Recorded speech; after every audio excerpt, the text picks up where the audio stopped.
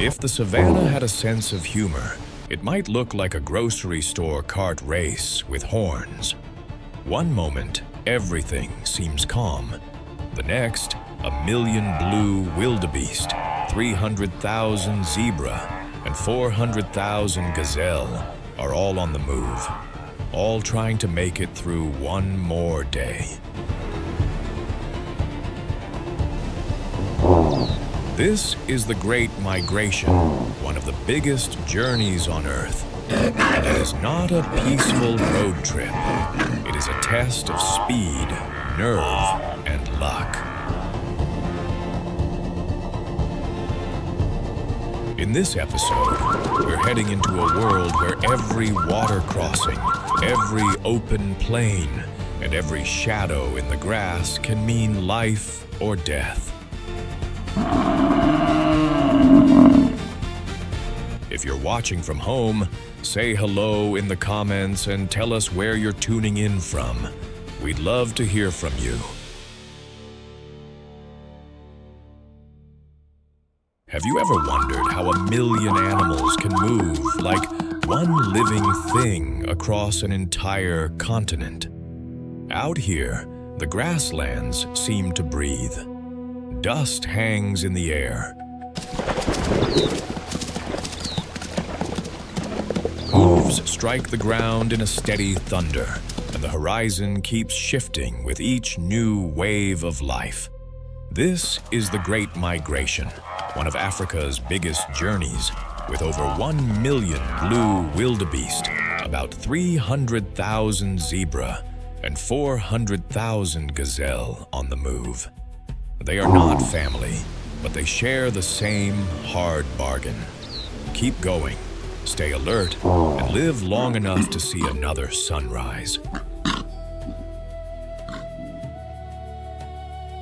Their path leads them across open plains, through river country, and into country where every step can mean danger. And somewhere along that long road, survival is never far from the line.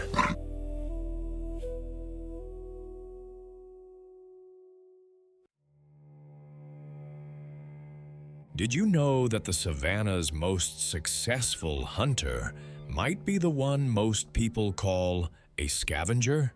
Think you know hyenas. Wait until you see how they budget every heartbeat. Meet the spotted hyena of the East African grasslands, working the edges of a drying waterhole, sloped shoulders, a thick neck, and that wide, bone-crushing grin. She's built for the long game. Painted in smoky tan and ink-dark spots, the spotted hyena looks like it was sketched in haste and reinforced with steel.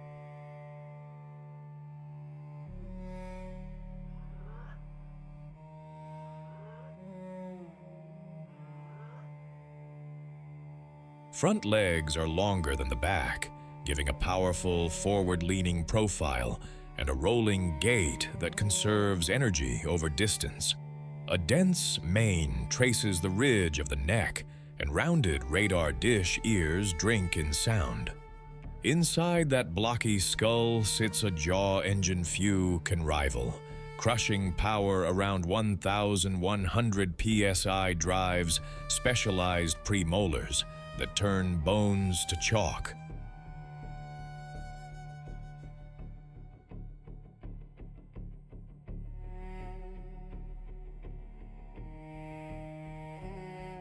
Even the stomach is sculpted by evolution. Highly acidic, it dissolves hooves, skin, and calcium, reclaiming nutrients others leave behind. Females, the larger sex, carry more muscle and endurance, and their robust shoulders hoist heavy loads over long patrols. Thick pads and splayed toes grip mud and dust alike, while generous lungs and a big heart feed an economy run. Less sprint, more steady profit. Nothing here wastes energy. Every line and lever says, outlast them.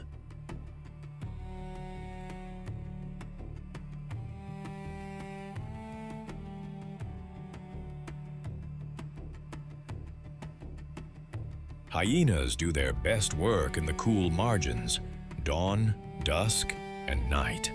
At a slow, tireless lope, they can cover 30 to 50 kilometers in a shift, testing wind, reading tracks, listening for panic. They hunt more than they scavenge, targeting wildebeest calves, zebra foals, and impala, switching from stealth to pursuit the moment a mistake appears. No dramatic pounce, just relentless pressure, a metronome of endurance that turns speedsters into stumblers.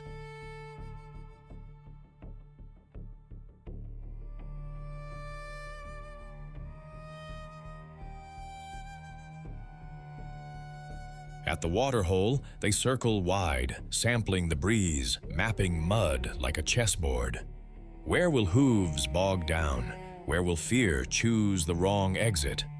Midday, they concede to heat, retreating to shade or burrows, panting efficiently, while the sun taxes everyone equally. Communication is their superpower. That eerie whoop can carry for kilometers, assembling help or broadcasting ownership.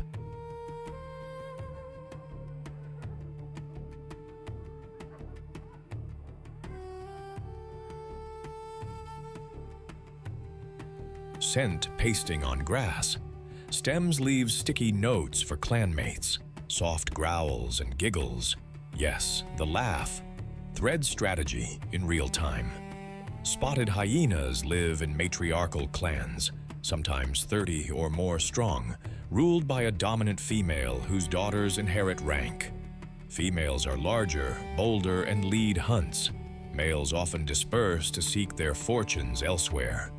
Greetings are formal and unmistakable, tail high, ritualized inspections that confirm identity and status.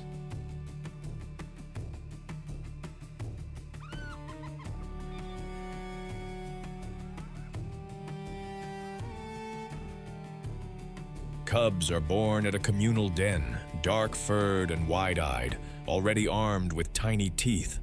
High-ranking mothers nurse more and longer, and their young rise faster through the social queue. Cooperative? Yes, but with politics. Allies matter, kinship matters more. With lions, it's rivalry written in claw marks. Sometimes hyenas bully pride. Females off a kill through numbers and nerve.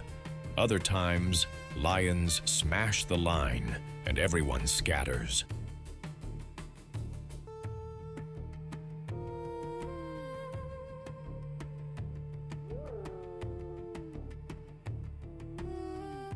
Survival is a series of negotiations, and hyenas are fluent. As both hunters and cleanup crew, hyenas keep the savannah's books balanced. They curb herbivore numbers, and when the hunt is over, they vacuum the leftovers, bones included, cycling calcium and phosphorus back into soil. Their patience opens carcasses others can't, benefiting vultures and jackals. In turn, those flyers act as aerial scouts.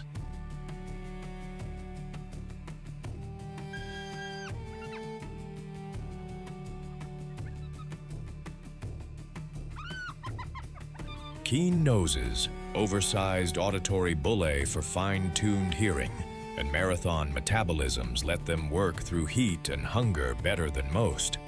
Threats, persecution, poisoning near livestock, snares, shrinking ranges. Officially least concern, but locally pressured, and too often misjudged by reputation rather than reality.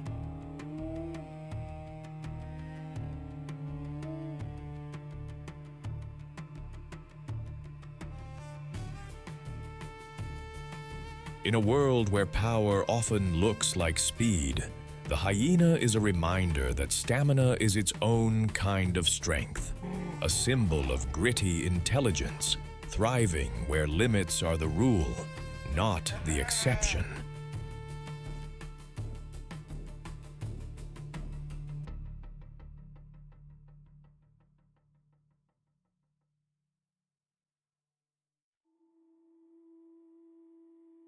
In the soft light of morning, the savannah can feel almost still. A breeze moves through the grass. Birds call from far off. And then, above the open plain, a tall shape drifts into view, like something from a dream. Long legs, a gentle sway of the neck, a calm, watchful face, looking out over everything below. This is the giraffe, one of Africa's best-known giants, living across the savannas and open woodlands where it can reach the highest leaves and keep an eye on danger. It looks peaceful from a distance, but life here is never simple. Soon we'll see how that long neck helps with feeding, fighting, and survival. And if you're enjoying the journey, go ahead and say hello in the comments. I'd love to hear where you're watching from. The giraffe stands in a world of lions, hyenas, and dry seasons, and every day asks something new of it. With a body built like no other, this animal turns height into a way of life. Its long legs seem almost too delicate for such a giant, yet they carry an animal that can stand nearly 18 feet tall when fully grown. The coat is patterned with large patches that vary from one giraffe to the next, like a personal fingerprint painted in gold, brown, and cream. Those patches are not just for looks. They help break up the animal's outline among trees and sunlight. And the neck, of course, is the first thing most people notice. It can reach up to about 1 to 2 feet long, with 7 neck bones, just like ours, only much larger. Each one is over 10 inches long. That long neck gives the giraffe a view over the grass and a reach into branches that other animals can't touch, but it also comes with a lot of weight to manage. Inside that huge body is a heart about 24 pounds in size, pumping blood with about twice the pressure of a human. That's what it takes to push blood all the way up to the brain. The giraffe's whole body is a lesson in careful engineering. Even its head carries small horn-like knobs called ossicones, covered in skin, that look soft at first glance, but are part of its hard-won design. The giraffe spends much of its day feeding, and that is where its height pays off most. It moves through the savannah like a quiet tower, browsing on leaves, buds, and twigs high in the trees. Acacia trees are a favorite, though those branches are protected by sharp thorns, so the giraffe has to be picky and patient. Its long tongue, dark and tough, can twist around branches and pull leaves free, while helping avoid the worst of the thorns. You can almost picture the rhythm of it. Stretch, pluck, chew, step, reach again. It does not rush. On the open plains, that calm pace is part of its survival. Giraffes often feed in the cooler hours when the heat is gentler. They may travel alone, in loose groups, or with others that come and go without much fuss. They are not bound together the way wildebeest or buffalo are, but being near others still helps. More eyes mean more warning. More height means danger can be spotted sooner. And when trouble does arrive, the giraffe's size becomes both blessing and burden. A lion may see a young or weakened giraffe as an opportunity, especially if the animal is tired, separated, or caught in a bad spot. Even so, an adult giraffe is no easy meal. It can deliver a powerful kick strong enough to hurt or kill a predator. Those long legs are not just for walking. They are built like living clubs. Family life for giraffes is a little different from what many people expect. Mothers give birth standing up, which means the newborn enters the world with a hard drop to the ground. That sounds rough, but the calf has to stand and move quickly if it is going to keep up with the group and avoid predators. At first, a calf stays close to its mother, nursing and learning the shape of the world one careful step at a time. Other females may gather in loose groups and help watch over the young, though there is no strict family pack like you might see in elephants or lions. Communication is often quiet, a flick of the ear, a look, a change in posture.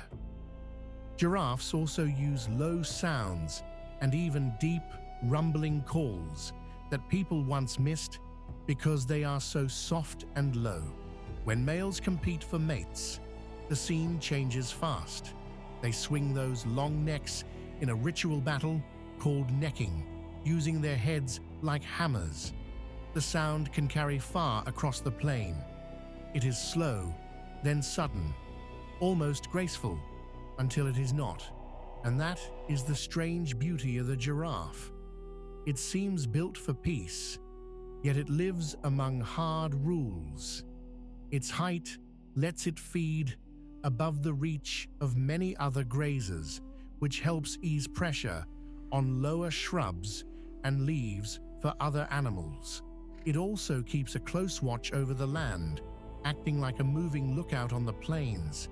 But giraffes face growing problems in some places, from habitat loss to shrinking wild spaces. Keeping open land connected matters if they are going to keep roaming.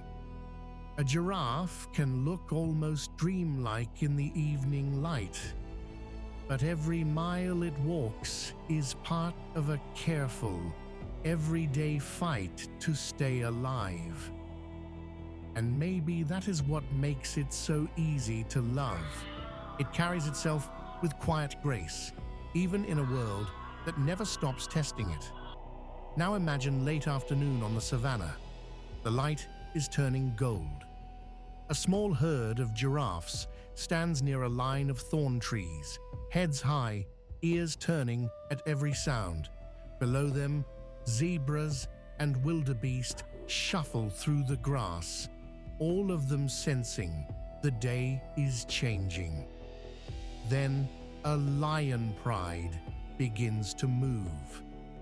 Low bodies, slow steps, almost no sound at all.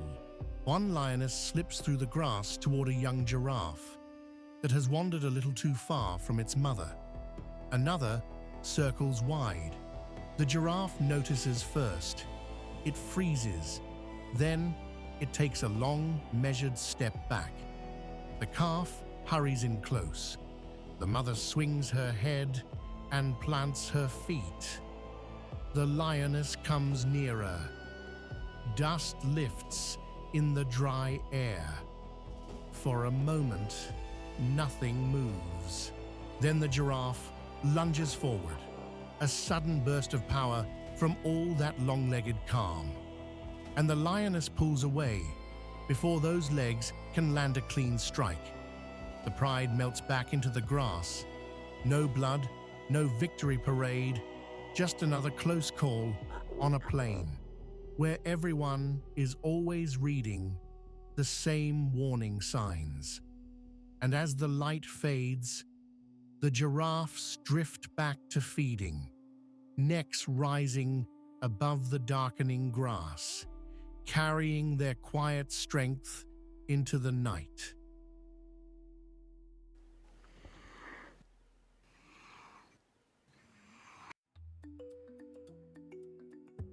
Think of a place where the grass reaches up to your knees, the air feels dry and warm, and every breeze carries the faint smell of dust and sun-baked earth. That is Kruger's grassland country. It opens wide under a big sky, with patches of thorny brush, scattered trees, and long waves of grass bending in the wind. In the morning, birds call from the treetops, and insects buzz low over the ground. By afternoon, the heat settles in and everything seems to pause for a moment. This is home to zebra, wildebeest, giraffe, buffalo, and lions, along with elephants, rhinos, and many smaller creatures that slip through the grass almost unseen. It looks peaceful at first glance, but out here, every step matters, and every sound can mean food, danger, or both. No wings, no mercy. On these plains, the bird that cannot fly outruns almost everything, and if cornered, it turns legs into lightning and feet into sledgehammers. This is the Maasai ostrich, Struthio camelus masiacus, of the Serengeti Masai Mara savannas, a giant built for open country, where lions, leopards, and cheetahs test every step. When predators attack, it answers with pace, poise, and a kick you do not want to meet.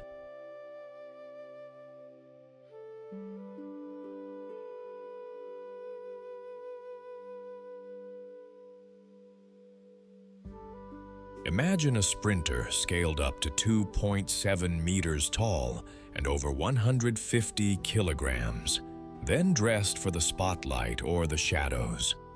The breeding male wears jet black plumage with a vivid pinkish-red neck and thighs, billboard bold in season, while the female's soft gray-beige blends perfectly with sun-scorched grass.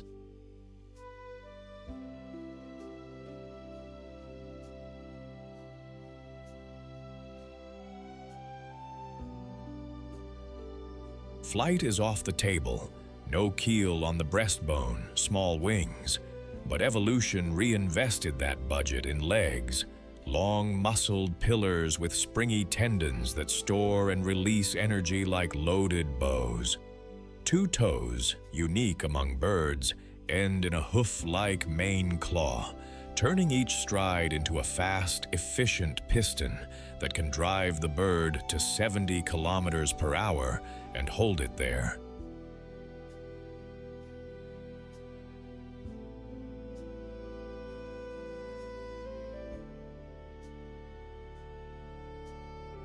The wings still matter, like counterweights for balance in hairpin turns, air brakes for sudden stops, and flags in courtship. Up top, those enormous eyes, nearly 50 millimeters across, the biggest of any land animal, are guarded by thick lashes and a nictitating membrane, pulling distant danger into sharp focus. Naked thighs and sparse plumage dump heat. The male's black suit even doubles as a night blanket during incubation, while the female's sandy tones hide the nest by day.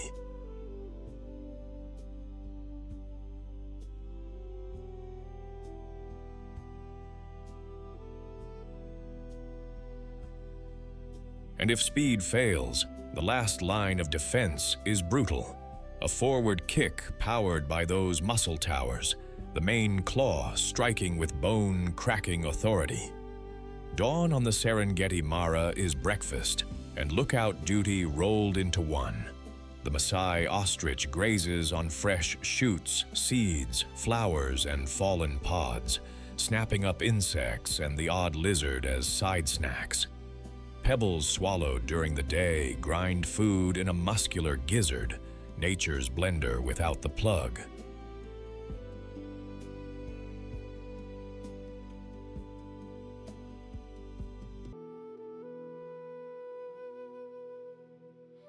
They often feed alongside zebras and gazelles, trading services.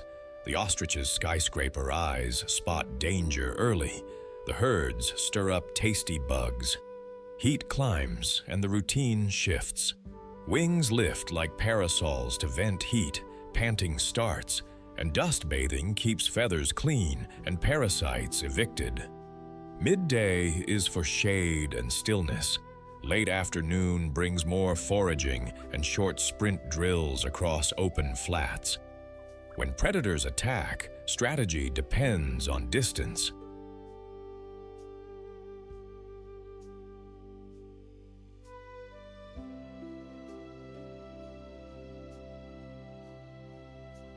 Far away, freeze and sink low, necks stretched flat like a tuft of grass.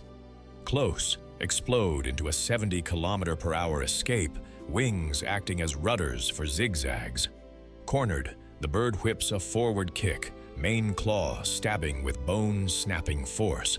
Adults rarely get tested twice. Ostriches run a seasonal society, loose flocks most of the year, then tight politics in breeding time.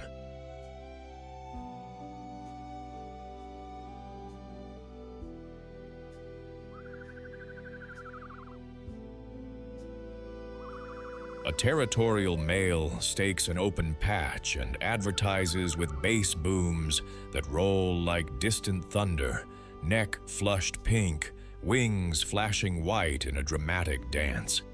He scrapes a shallow nest and assembles a harem. Multiple females lay in one communal dump nest, but a dominant female gets priority. She will sort the clutch, centering her own eggs and pushing extras to the edges where survival odds drop.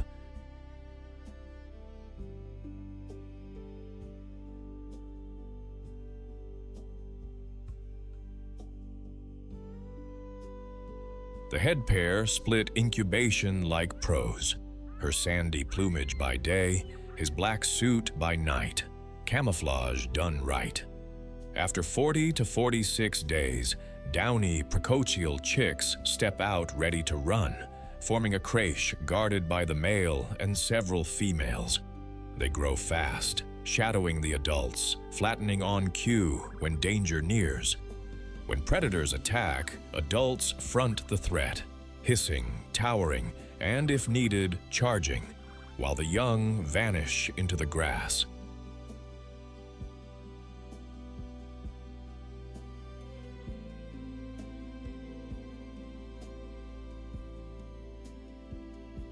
In mixed herds, those watchtower eyes become community insurance, warning antelopes and zebras alike. On the Serengeti Mara, the Maasai ostrich is both sentry and landscaper. Those nearly 50-millimeter eyes scan far and wide, warning zebras and antelopes with instant body language, while its grazing trims lawns that spark fresh grass growth and open sightlines for many species.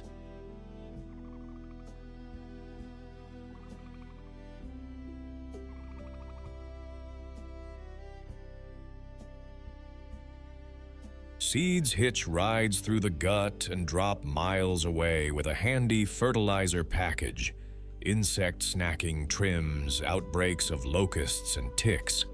Even losses, eggs or fallen chicks, fuel jackals, monitors, and vultures, stitching the bird into the food web both as actor and resource.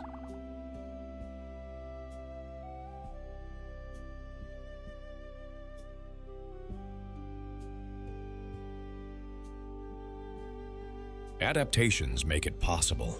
Two-toed, spring-loaded legs for 70-kilometer-per-hour sprints, bare thighs and wing shading to vent heat, a stone-powered gizzard to mill tough forage, and dimorphic plumage that perfects day and night incubation.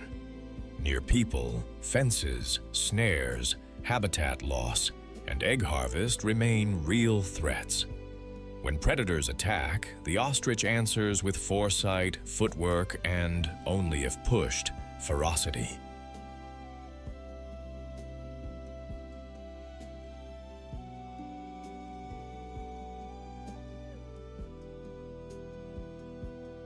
It embodies the open plains wisdom. Survive by seeing first, running smart, and turning legs into a line no hunter wants to cross.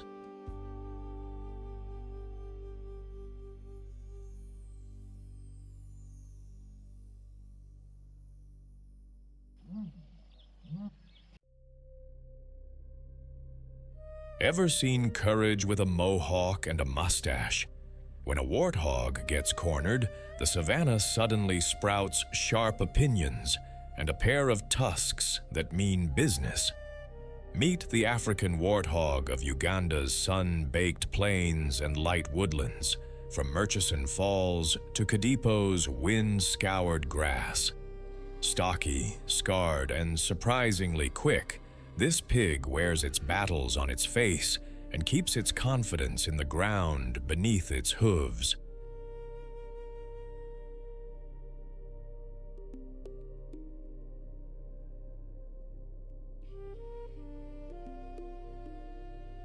Sculpted like a compact bulldozer, the warthog carries dark, leathery skin and a scruff of coarse bristles that stand up in a punky mane when excitement crackles. Those warts are not blemishes at all, but thick pads of skin, cheek shields that cushion blows during head-to-head tussles. Curved upper tusks arc like crescents, but it is the shorter, razor-edged lower tusks that do the cutting, slashing sideways with nasty precision.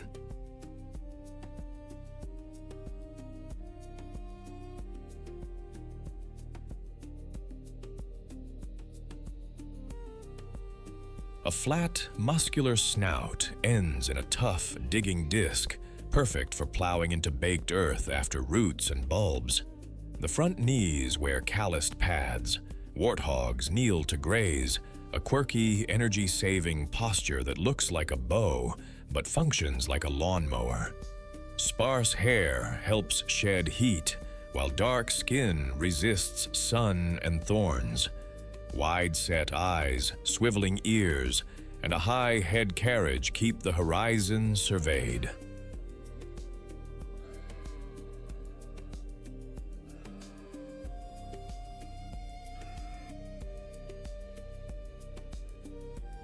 And when it is time to go, that skinny tail pops upright like a radio antenna, an all-aboard flag for a fast, zigzag exit. Daylight suits them.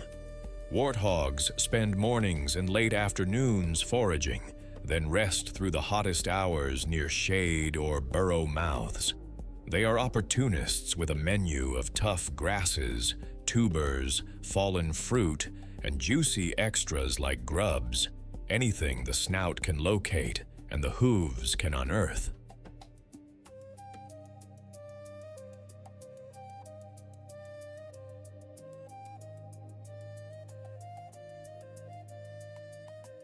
Digging doubles as engineering. They open and tidy old aardvark burrows, then reverse park into them at night, tusks pointed out like a doorman who lifts weights. Predators rewrite the schedule. At the hint of lion or hyena, a sounder bolts in single file, tails aloft for visibility in tall grass. If escape routes pinch shut, a warthog can pivot from comedian to gladiator, charging low, slashing with those under tusks, and shrieking with the kind of clarity that makes even a leopard blink.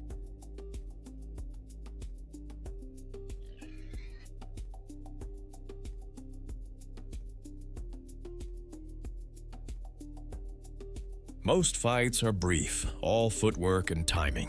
Victory is measured in meters gained, not trophies claimed.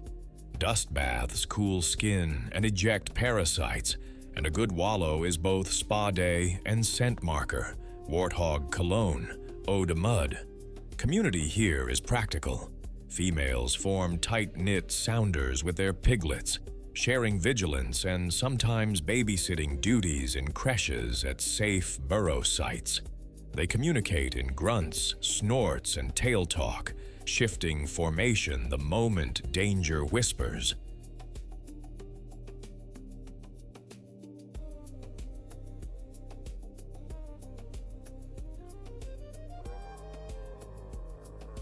Boars often live alone or in loose bachelor groups, swinging by when mating season stirs the air.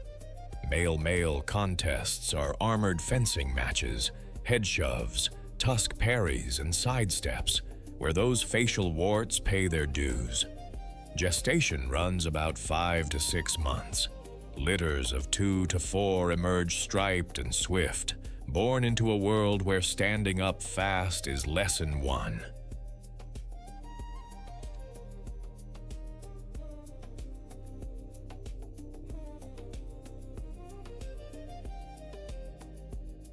Mothers are fierce but pragmatic, moving burrows when predators map their routines and teaching piglets the art of kneel grazing, quick dashes, and knowing when a fight is worth it. Warthogs are the plumbers and plows of the savannah. Their digging aerates soil, plants seeds, and invites rain into hardpan.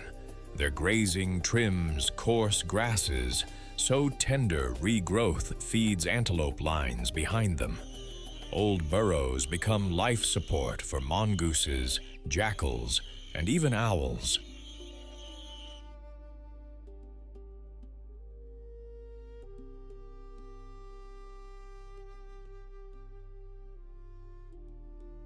They are also key prey for lions, leopards, and hyenas, fuel for the food web they help maintain. Listed as of least concern on paper, they still run the gauntlet of snares, habitat squeeze, and disease. In Uganda's parks, anti-poaching patrols and community stewardship let this tough little engineer keep punching above its weight. In a land that worships speed and size, the warthog is a reminder that grit, wit, and a good exit strategy can win the day.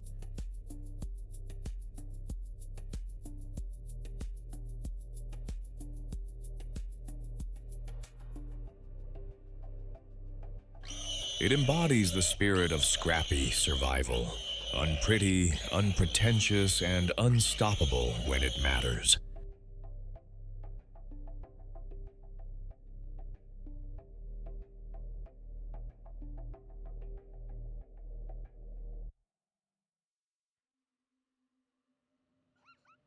In the early light, the grass seems to hold its breath.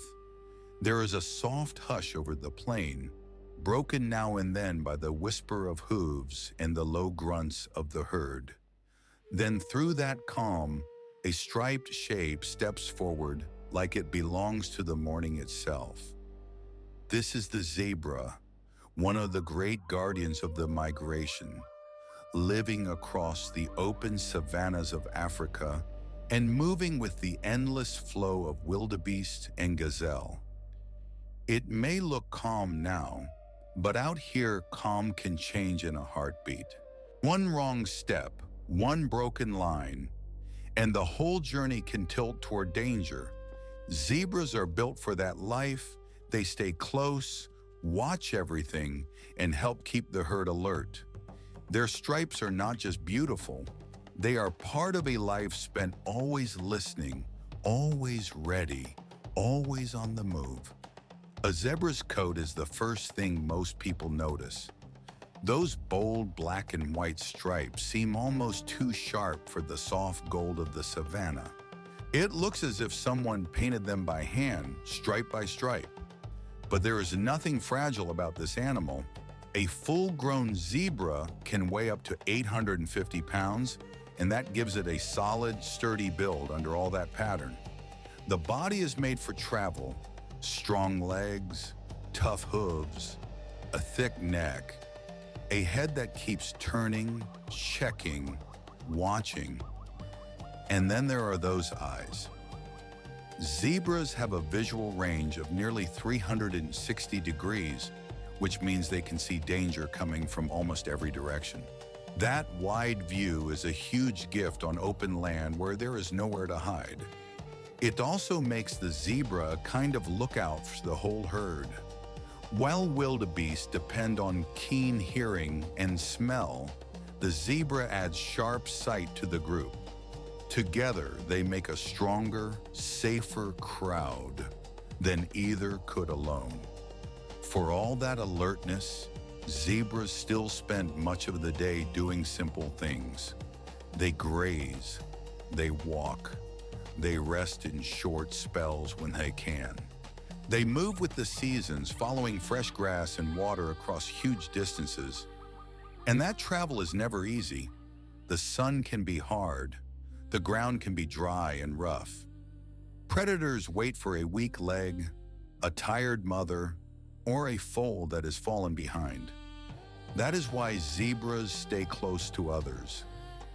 In a herd, every set of stripes blurs into the next, making it harder for a hunter to pick out one animal from the crowd. It is a clever kind of safety, born from constant pressure. Zebras also talk to one another in small, quick ways. A flick of the ears, a shift of the tail, a sudden tightening of the group. They are always reading each other, always adjusting. Family matters deeply here. A zebra mare will guard her young closely, keeping the foal near her side and guiding it through the first risky weeks of life. Young zebras learn fast. They need to. The migration does not slow down for the small or the tired. If a youngster lingers too long, the herd may move on, and that is when danger begins to circle. This is why the zebra's place in the migration matters so much. It is not just another grazing animal.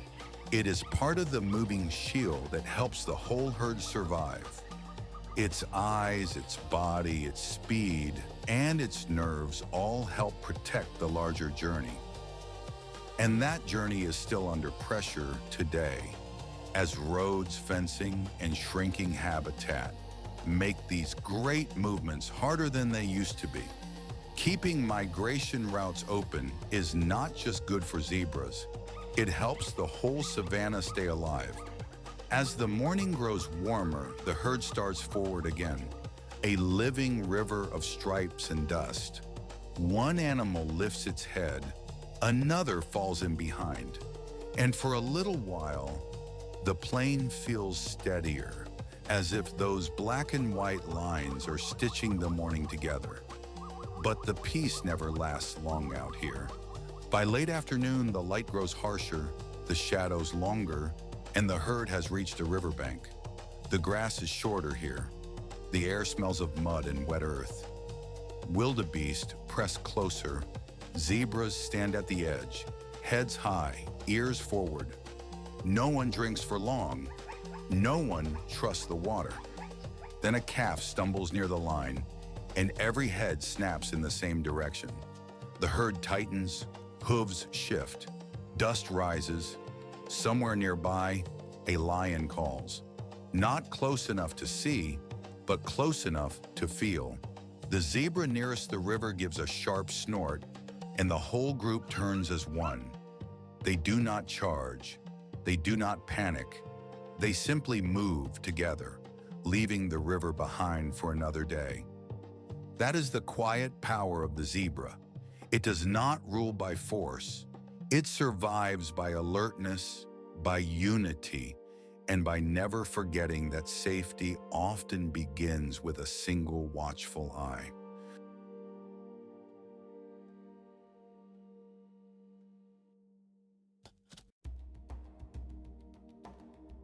Have you ever stood beside a roadside pond and watched the water go still, only to remember that something huge could be right under the surface?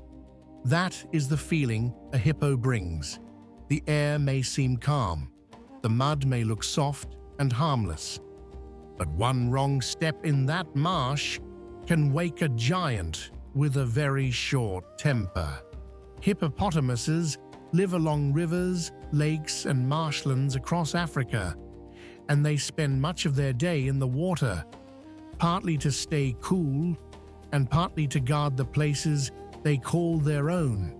They are built like living boulders, with mouths that can open wider than most people would think possible and teeth made for trouble.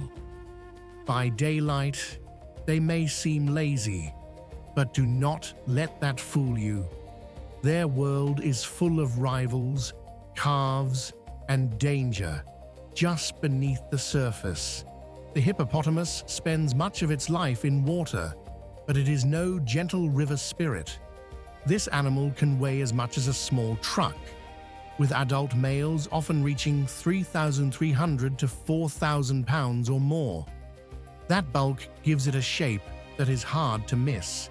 Its body is round and heavy, like a giant barrel with short legs tucked underneath.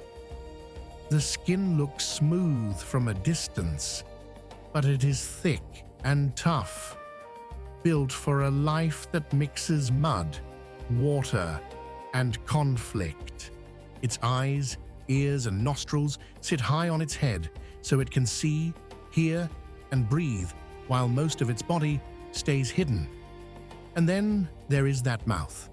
When a hippo opens wide, it is not yawning in a sleepy way. It is showing off a warning.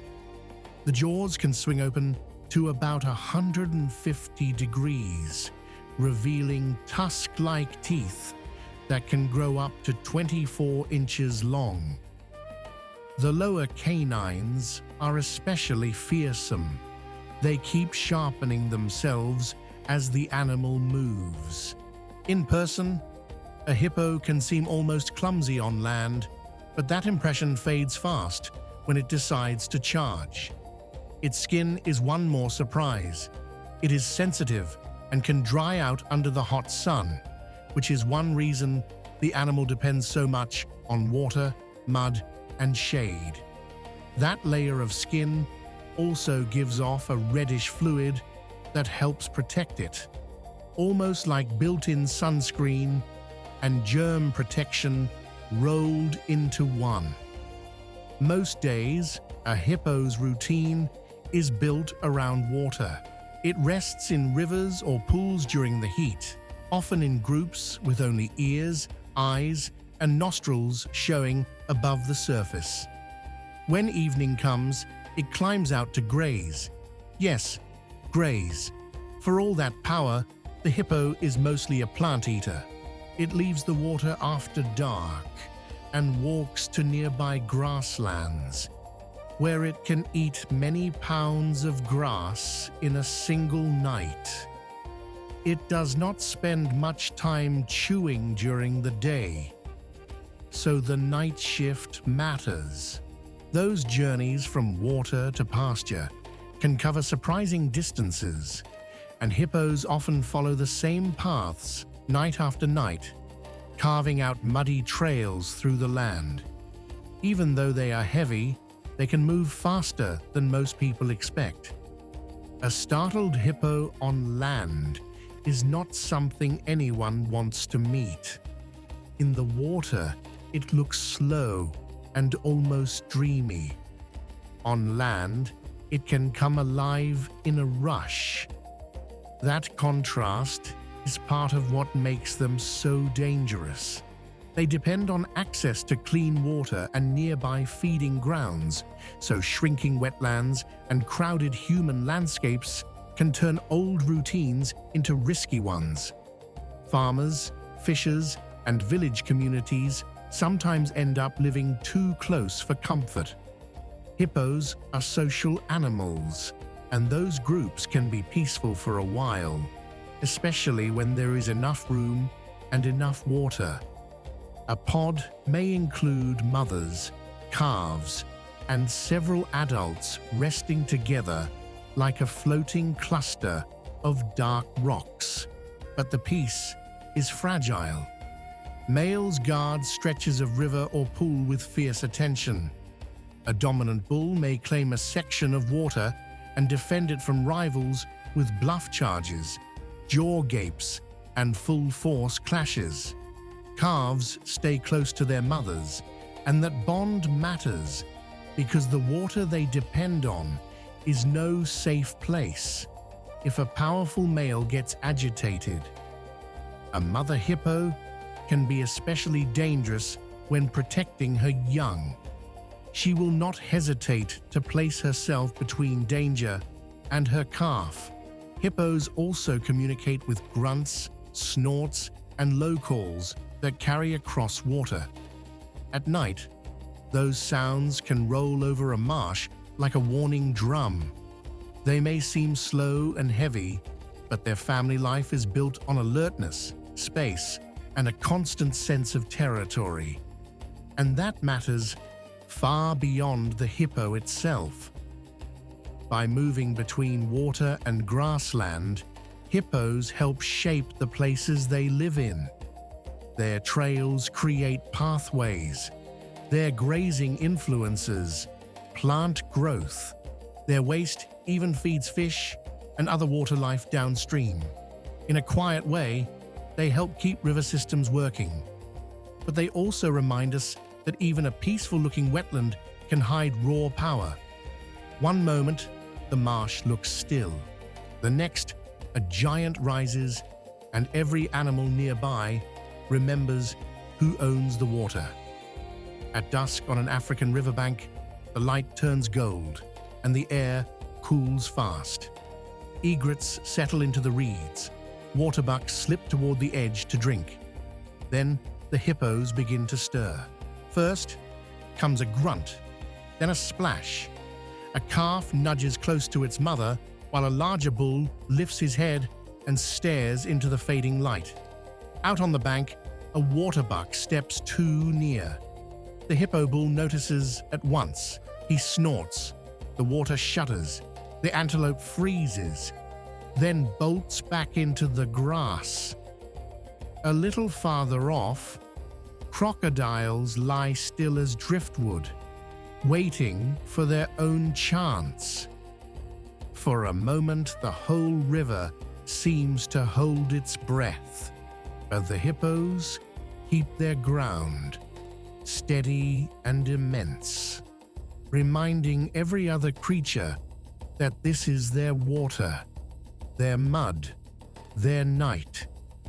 And when the tension passes, the marsh settles again into a dark, living calm.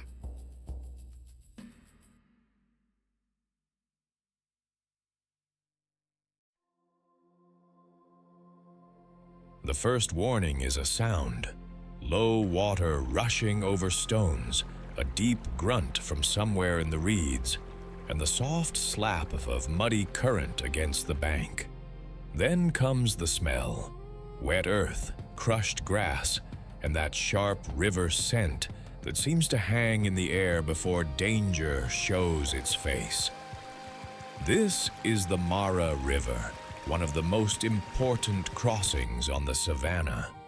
It cuts through wide grassland and thorny country, and for the animals of the migration, it can mean the difference between making it through the day or not. Here, the river is not just a place, it is a test. Wildebeest and zebra come here in huge numbers, while crocodiles lie in wait below the surface, and hippos guard their own stretch of water.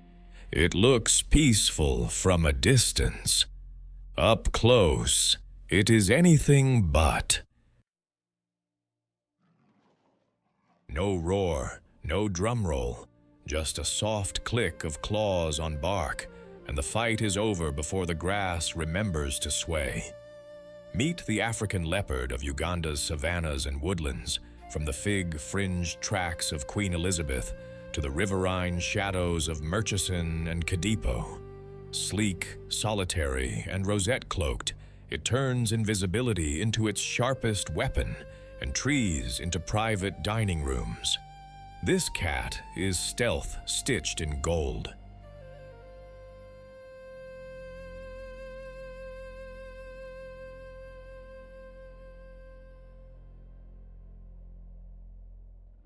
A slender, muscular body wears a coat of sunlit amber scattered with black rosettes, nature's pixelation that dissolves the leopard into leaf and shadow.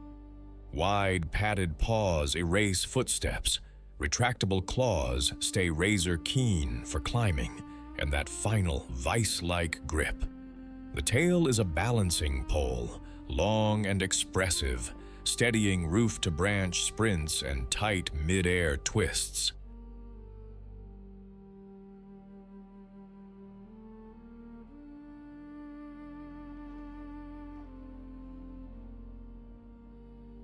Forward-facing eyes, turbocharged by a reflective tapetum, gulp down starlight. Ears swivel to catch the tiniest wing flick. Whiskers map thorny spaces like radar. The skull is compact and powerful, short jaws built to clamp a throat or nape with clinical precision. And then there are the shoulders, overbuilt winches of muscle designed for the showstopper, deadlifting a carcass heavier than the cat and hauling it into a forked branch where lions and hyenas can only glare from below.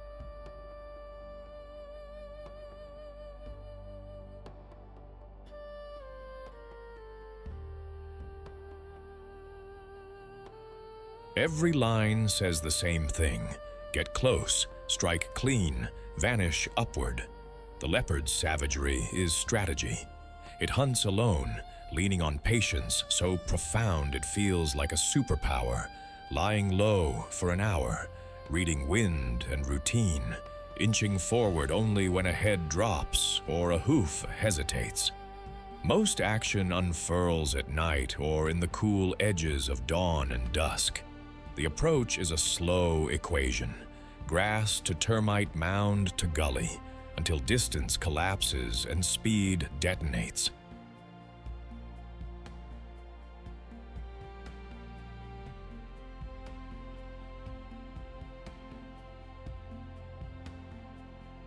Two or three bounds, a suffocating hold, and quiet returns. Often the prey is smaller than the cat, bushbuck fawns, monkeys, birds, hares, not because it cannot do bigger, but because safe bets pay best in a dangerous neighborhood. Then comes the signature move: drag, climb, cache. By hoisting dinner skyward, the leopard avoids ground brawls with hyenas and lions. The savage fights it refuses to lose by never showing up.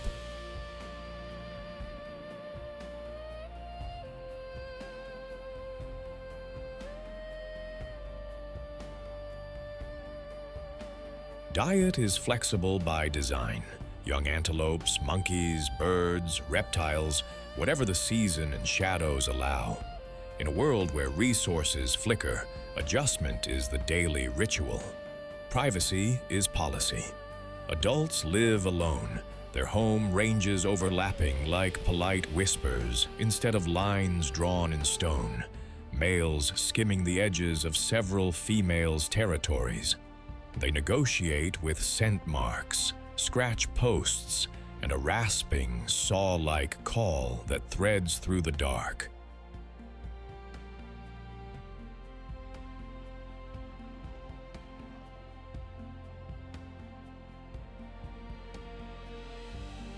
Courtship is brief, then secrecy takes over. After roughly 3 months, a female tucks 1 to 3 cubs into a hidden den, rock crevice, thicket, hollow log, shifting sights often to outsmart curious noses.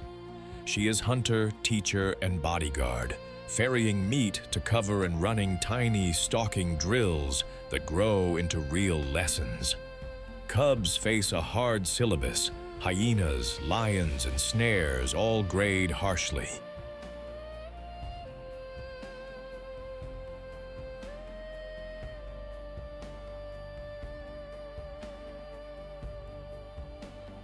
Adults dodge open conflict whenever possible, but corner a leopard and you will meet a blur of claws and muscle that convinces trouble to reconsider. As adaptable ambush predators, leopards prune small and mid-sized herbivores and primates, shaping when and where grazing and browsing happen. Their tree-cached kills fuel a second wave of life. Genets, civets, eagles, hyenas, recycling nutrients from canopy to soil.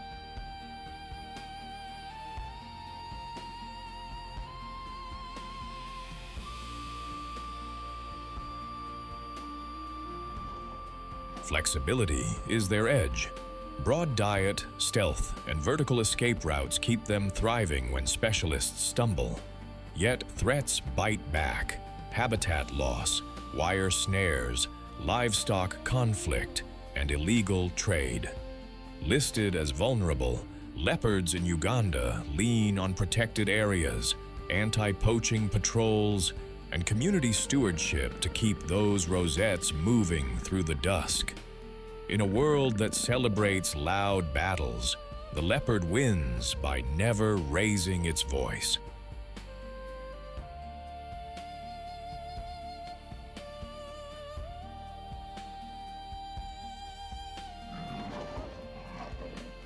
It embodies the art of precise ferocity, a reminder that sometimes the fiercest fight is a whisper followed by silence.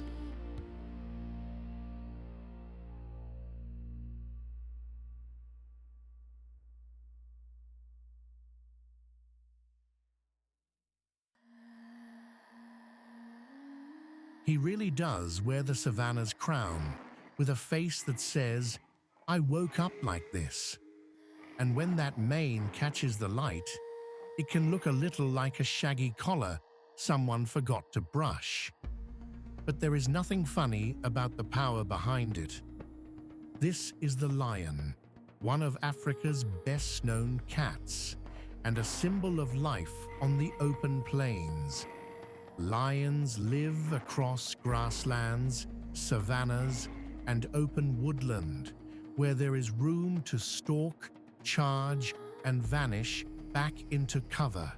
They are strongest in groups, and that group life gives them an edge when food is hard to find. On these plains, every day is a test, and the lion has built its whole life around meeting that test head-on. The body is built low and solid, like a heavy chair close to the ground. A grown male can weigh around 400 pounds, and males are usually larger than females. That mane is the giveaway. It frames the face like a dark halo and can make a lion look even bigger than it already is. But size is only part of the story. Lions have short, powerful jaws, strong shoulders, and long forelegs made for grabbing and holding. Their coats are usually tawny gold, the color of dry grass in late afternoon. It is the perfect camouflage when they are lying flat in the brush. Even the tail has a purpose. It helps with balance during fast turns and sudden bursts. A lion can seem almost lazy while resting in the heat of the day, but that stillness hides a body ready to explode into motion. Most of the hunting is done by the lionesses, and they are patient, careful, and quick. They use the wind, the grass, and each other. One may circle wide, while another waits low and still. Then, in a few seconds, the chase is on. A lion's day is often a cycle of waiting, watching, and saving energy.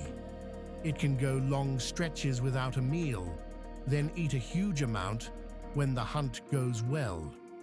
And when a kill is made, the pride gathers fast. There is no neat table setting out here. It is first come, first served, and the strongest, boldest lions often get the first bite. Cubs stay close to their mothers for protection and milk, tumbling through the grass when the danger feels far away. But danger is never far away. In a pride, females help raise each other's young, which gives the cubs a better chance. They nurse, groom, and guard one another's babies. The males have a different job. They help defend the pride's territory, roaring to warn off rivals and keep intruders away. That roar can carry for miles across open country, a deep warning that says, "This land is taken." Lions matter because they help keep the herd animals moving and alert. They often target the old, the weak, or the careless, which helps shape the whole rhythm of the plains. And because they sit near the top of the food chain, Their presence tells us a lot about the health of the land itself. Where lions disappear, the whole balance can shift. Sadly, they are under pressure from shrinking habitat, conflict with livestock keepers, and fewer large prey animals in some places. But protected areas and careful conservation work are helping in parts of Africa. And that gives hope. When the sun starts to sink and the grass turns bronze, a pride can seem to melt right into the land. Then just as quickly, those golden shadows come alive. You never forget the sound of a lion at dusk. It stays with you like thunder rolling far off across the plain.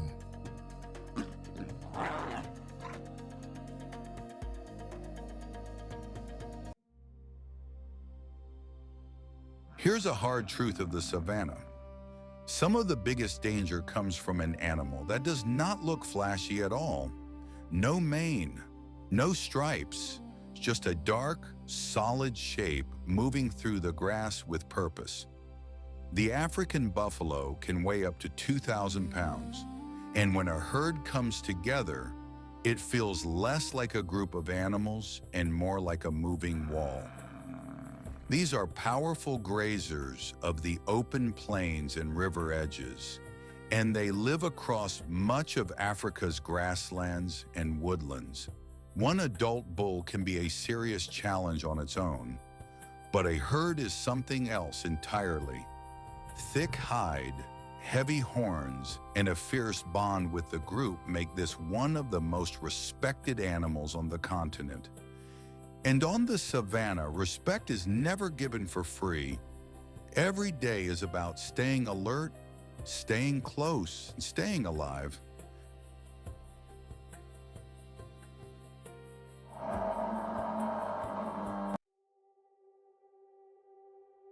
The surprise here is not the heat.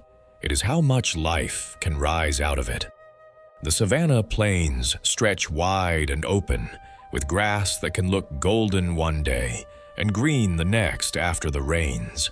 The air shimmers in the afternoon, and even the wind seems to move in long, slow waves across the land. Out here, there is nowhere to hide for long. Antelope, zebra, buffalo, lion, elephant, and rhino all share these open spaces, each one reading the country in a different way. Some listen for danger. Some smell it. Some simply keep moving, because standing still can be a risk of its own. And that is the heart of these plains. They are beautiful, yes, but never soft for long. Some hunters strike with talons. This one ends fights with a lightning-fast kick. Meet the secretary bird, Sagittarius serpentarius, the long-legged raptor of East Africa's open savannas. A terrestrial specialist famed for dispatching venomous snakes, cobras, even puff adders. It throws kicks that land with up to 5 times its own body weight in under 15 milliseconds, often aimed straight at the head or neck. Picture an eagle riding on crane legs.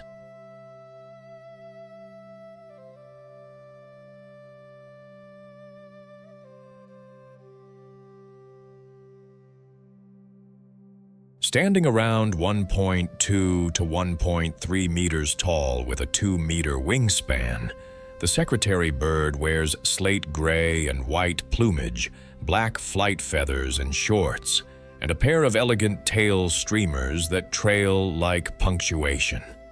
A bare orange to yellow face sits beneath a spray of black quills behind the head, an old-world flourish that inspired the name.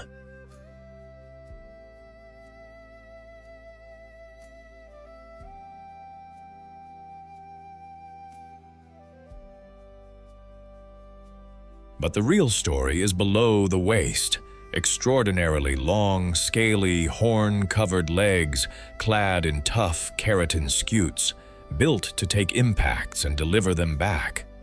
Toes are blunt and widely splayed for stomping stability, not perching theatrics.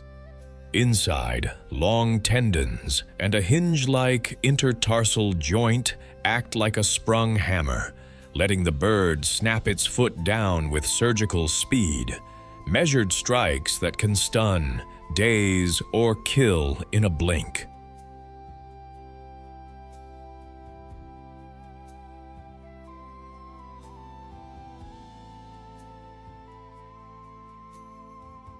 Height keeps vital organs above a snake's strike zone, armor like scales, blunt fangs that do land. Broad wings give short, explosive lift to pounce, while thick lashes and a nictitating membrane shield the eyes when dust and danger fly. The result is a purpose-built ground raptor, tall enough to see trouble, fast enough to end it. Dawn is walking time.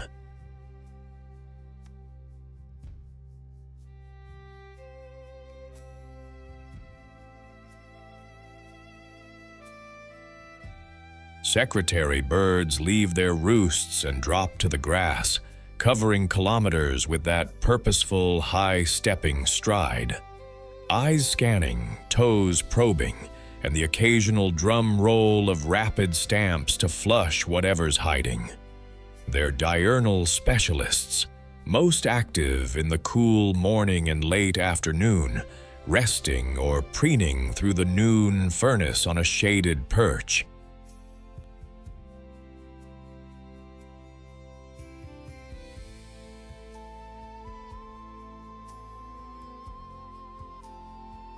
The menu is whatever the savannah serves: snakes, lizards, rodents, hares, young birds, and swarms of big insects after rain or fire. When a snake shows, the show begins, feints, wing mantling for balance and a shield, then the signature strike, a kick that lands with up to 5 times the bird's body weight in less than 15 milliseconds, usually aimed at head or neck.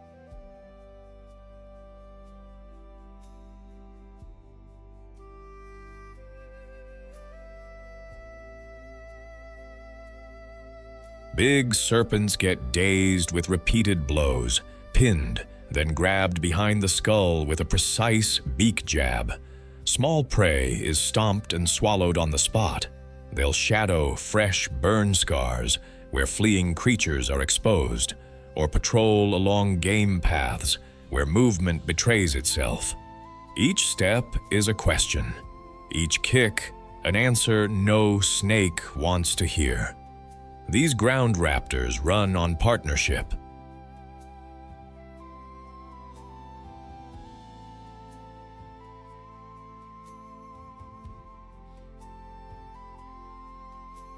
Secretary birds form long-term monogamous pairs and hold spacious territories, often tens of square kilometers, patrolled on foot and defended with aerial displays, wing spreads, circling, and a rattling, croaking call you feel more than hear.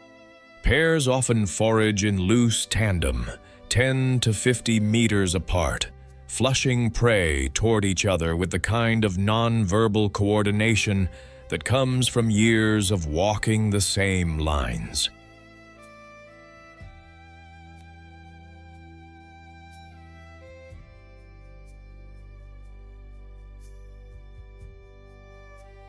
Nesting happens high in thorny acacias or flat-topped trees, a broad stick platform, relined and expanded season after season.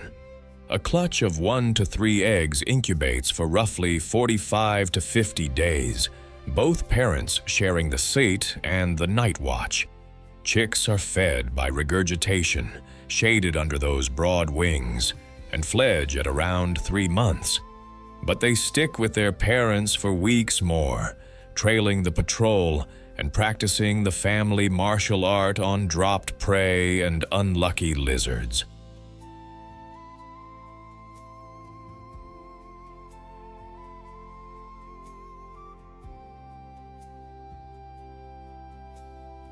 Around the nest, they're fearless, Jackals, crows, even eagles get met with flared wings and that piston kick. Partnership, patience, and precision hold the household together. On the savannah's front line, the secretary bird is a specialist that keeps trouble in check. As a terrestrial raptor, it suppresses populations of venomous snakes, puff adders, and cobras included, along with rodents, hares, lizards, and bursts of big insects after rain or fire.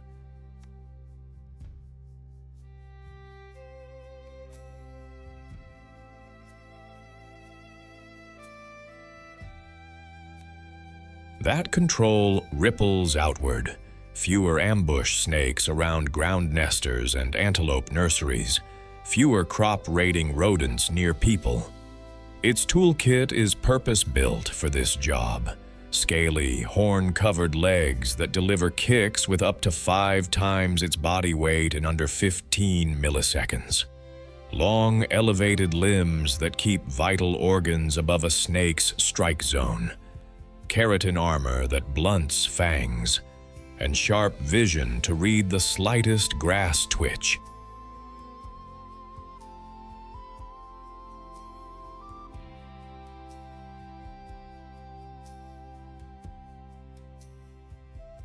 Wing mantling steadies the body and shields the face during close combat, while an efficient, high-stepping gait lets it patrol vast territories without wasting energy. Dependent on open grasslands, it now faces shrinking habitat, fencing, and power line collisions, pressures that have pushed it toward endangered status. When predators attack, this bird answers with poise and precision, elegance turning into impact.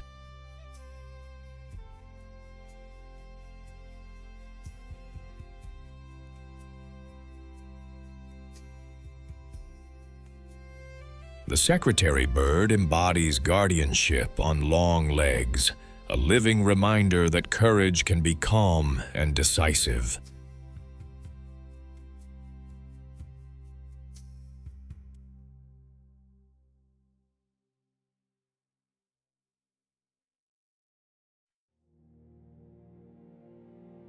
What herbivore looks at a pride of lions and decides the conversation isn't over? What 2,000-pound wall of muscle and temper holds grudges, remembers faces, and has been known to circle back hours later to settle unfinished business? Meet the Cape buffalo, Africa's black tank with a permanent scowl, an ox so heavily armed and lethally coordinated that even apex predators pause to recalculate the cost. No fancy stripes, no elegant leaps.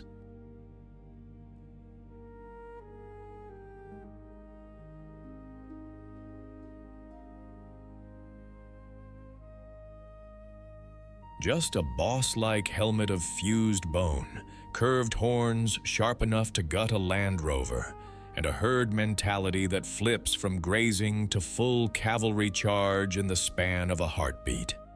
This isn't prey that runs and hopes. This is prey that stands, stares, and asks one simple question with blood-red eyes. You sure you want to try this today?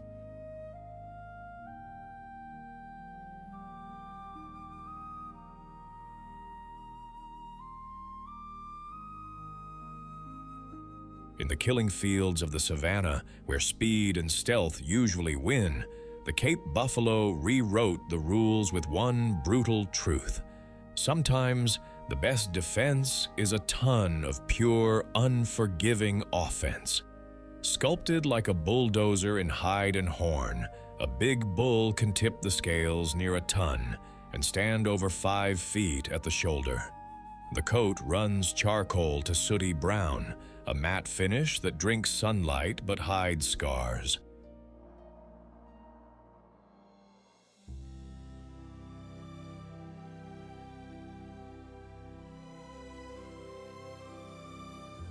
The headline is the hardware. Horns sweep sideways and up, meeting in the middle as a thick helmet, the boss, that armors the skull and turns headbutts into shockwaves. A deep chest, heavy neck, and low-slung head set the center of gravity forward, perfect for driving power into a charge that can hit 40 kilometers per hour in a heartbeat. Cloven hooves splay for grip in mud and on baked clay alike. A whip of a tail signals mood the way a referee uses flags.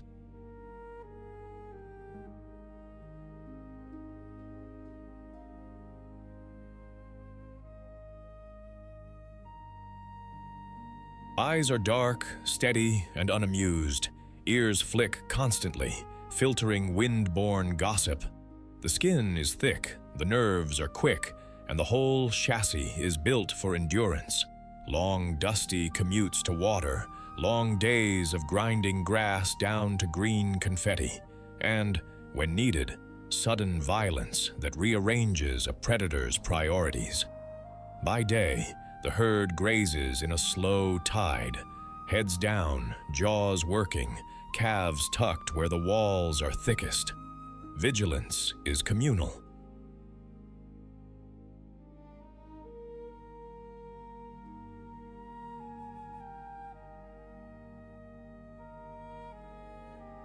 Dozens of eyes and ears stack into one surveillance system that notices the wrong rustle and the extra shadow. When danger tests the edge, geometry answers. A loose line becomes a ring, horns out, bosses forward, a living fortress with a temper. Lions know the rehearsal. Many hunts end in dust and second thoughts. And Africa's most lethal pack, painted wolves, reads the math too.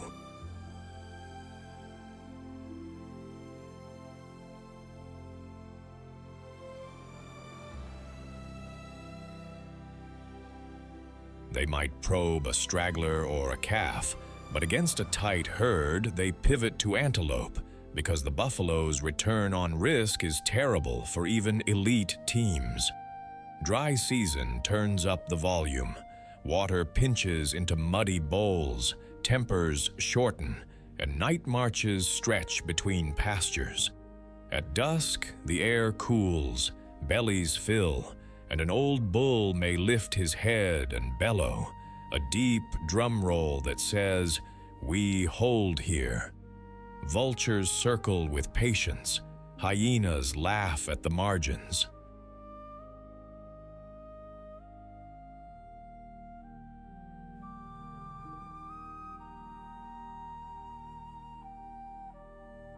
The herd listens, shifts, and waits out the dark like an army bivouacked on its shield. Buffalo society is strength braided with rules. Core herds mix adult cows, their calves, and attendant bulls. Older males often peel off into bachelor groups, the famous Daga boys, who haunt waterholes and thickets with unpredictable attitude. Inside the main herd, calves stay central, mothers flank them, and bulls patrol the rim like moving ramparts. Dominance among males is decided in head-on physics.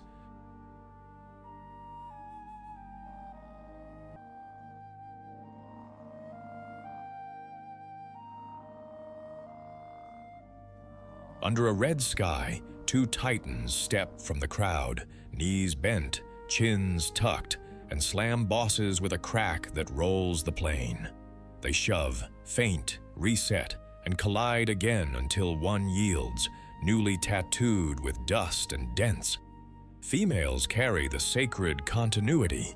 After an 11-month gestation, a 30 to 40 kilogram calf drops, is licked into circulation, and stands on wobbling stilts within minutes.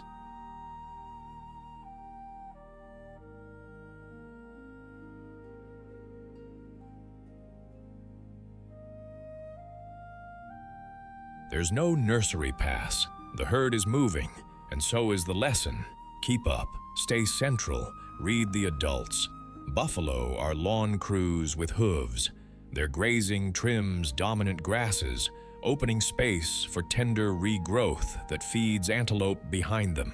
Their trails become highways for everything from warthogs to wild dogs. Dung seeds the landscape and fuels insects, fish, and birds along floodplains.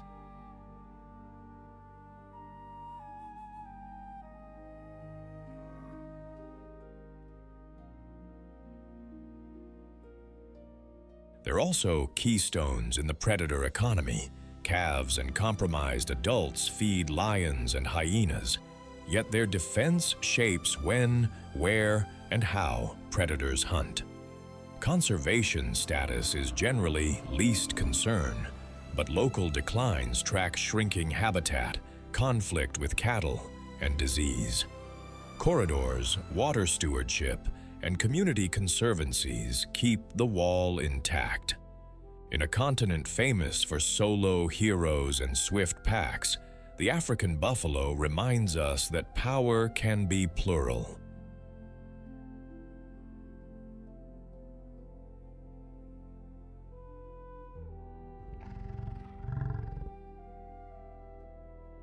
It embodies the spirit of unity, silent steps, locked horns, and a promise that together is the strongest armor nature ever forged.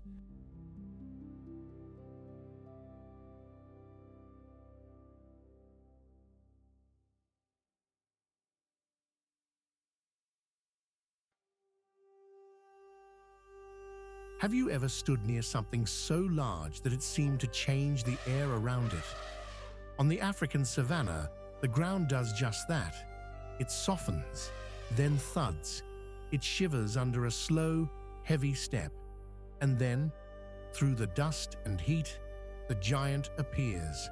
The African elephant lives across much of sub-Saharan Africa, and it is the biggest land animal on Earth. A full-grown adult can weigh up to 1,300 pounds and stand nearly 13 feet tall. That kind of size brings respect everywhere it goes. Lions keep their distance. Even a whole pride thinks twice. But this giant is not only power, it is memory, feeling, and family, all wrapped into one. Its trunk can lift, sniff, carry, and strike. Its mind is sharp, and its presence, you feel it before you ever get close.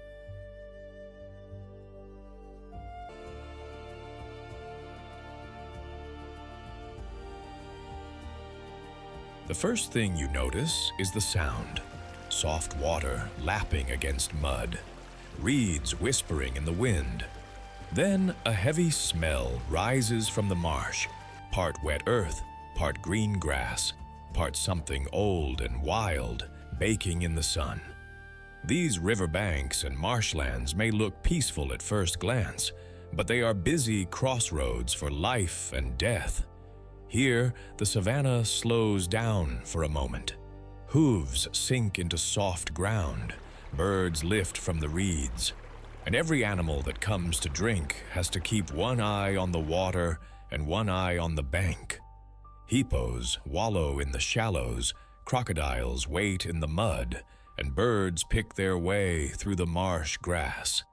It is a place of food, danger, and constant watching, where the next splash can mean safety or trouble.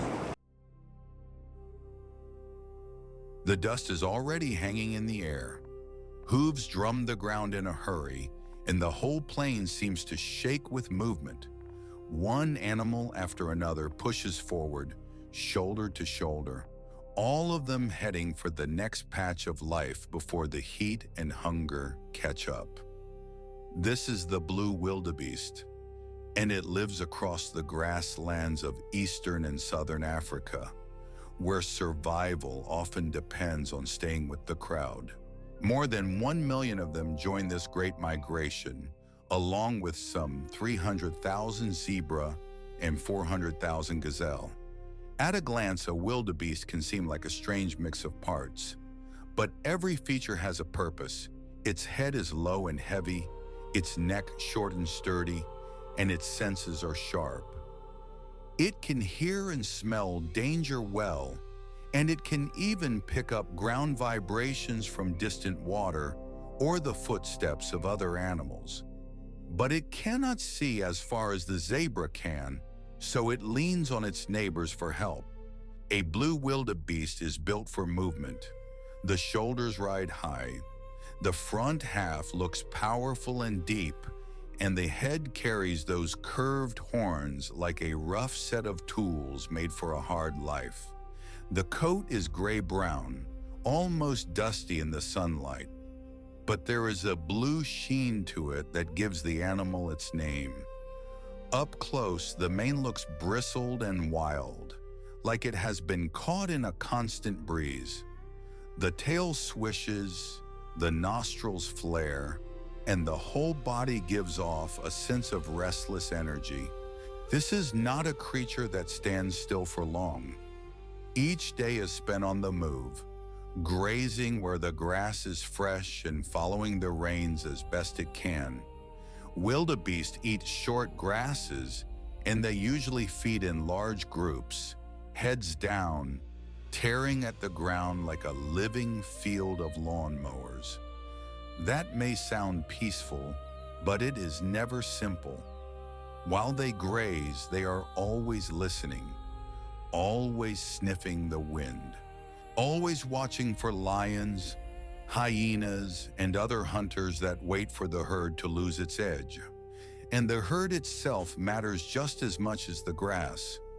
Wildebeest live best when they are packed together, because many eyes and many ears are better than one. They do not rely on beauty or stealth. They rely on numbers, speed, and caution.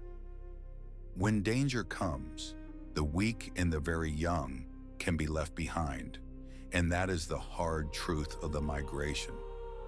But there is also teamwork here, and plenty of it. Wildebeest often travel with zebra, and though they are not family, they help one another. Zebra can see nearly 360 degrees around them, so they act like watchful neighbors. Wildebeest, with their keen noses and ears, add another layer of defense.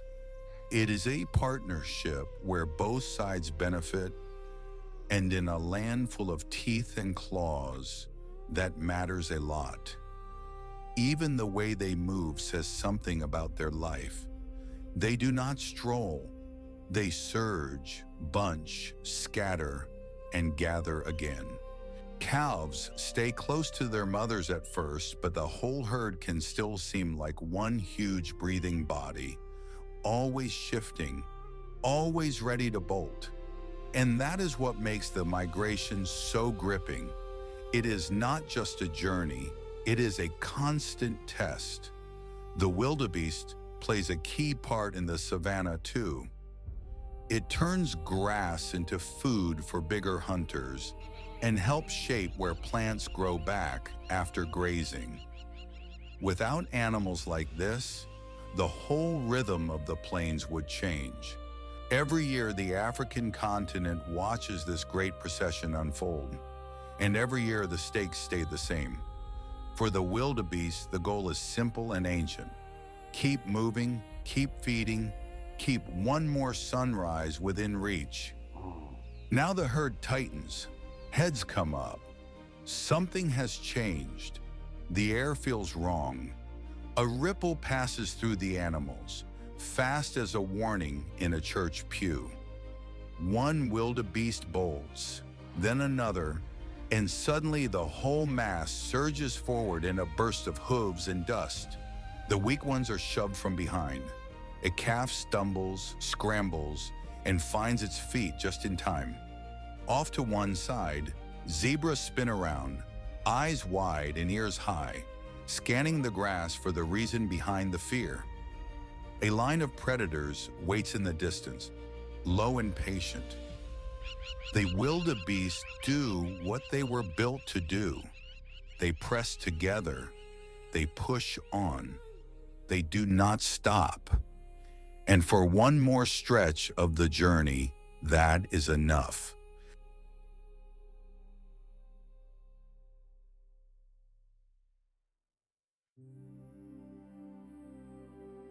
When the chase ends, the sky takes over.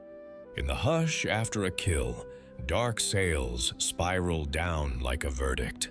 Meet the African vultures of the Serengeti Mara, white-backed ripples, and the imposing lappet-faced. They do not start the hunt, they finish the aftermath, arriving with perfect timing to turn danger into cleanliness.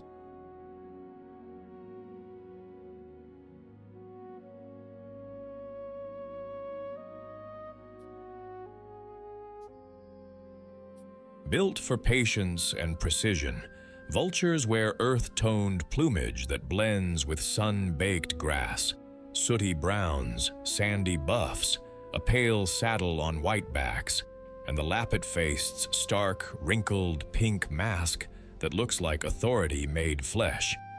Their most famous feature is practical, not pretty. A bare head and long, featherless neck that slip deep into carcasses without collecting grime, then bake sterile under the sun.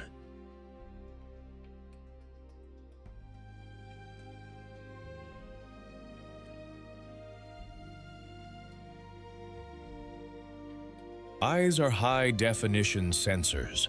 From kilometers away, they can read the language of motion, circling birds, a twitch of dust, the glint of exposed hide. Long, fingered wings, spans pushing 2.3 to nearly 3 meters, lock on rising thermals, letting them cruise vast territories with barely a wing beat.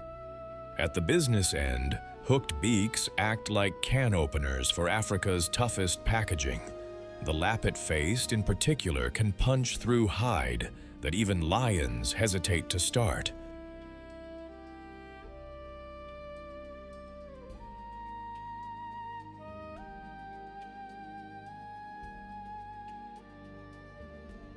Their feet are not raptor talons but sturdy walking gear, perfect for crowd control around a carcass, while a fortified crop stores meat and a caustic stomach acid neutralizes pathogens that would fell almost any other animal.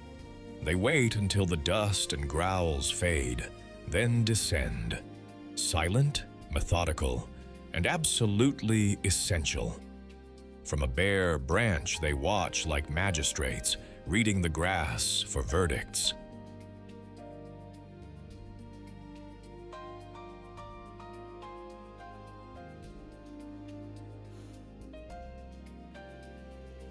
African vultures spend their mornings riding thermals, spiraling into kettles that scan miles of savannah with almost no effort.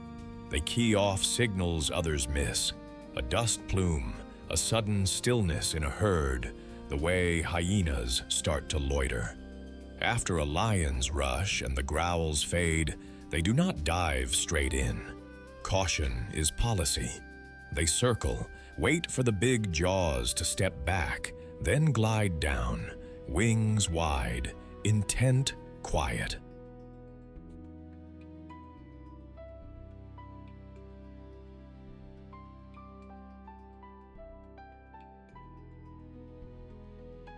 The lappet-faced often lands first to punch a door through hide. White-backed and ripples flood in behind, heads vanishing into the red. Feeding is fast, focused, and surprisingly tidy. A hop shuffle around the carcass, quick jabs of the hooked bill, a hierarchy enforced by sidelong glare and wing spread. Between bouts, they sun with wings outstretched, baking their bare heads and disinfecting what the job demands they touch.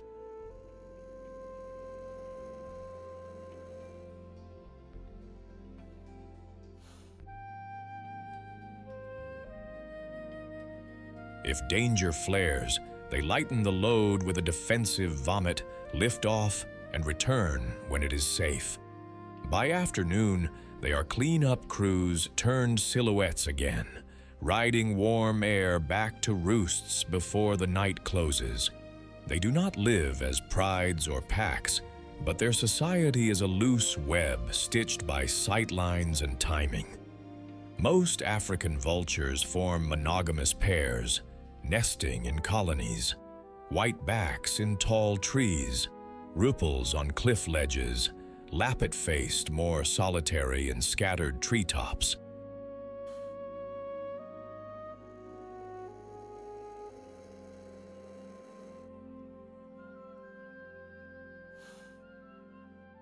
One egg is the rule. Both parents incubate for nearly 2 months and feed the chick by regurgitation for many weeks after fledging.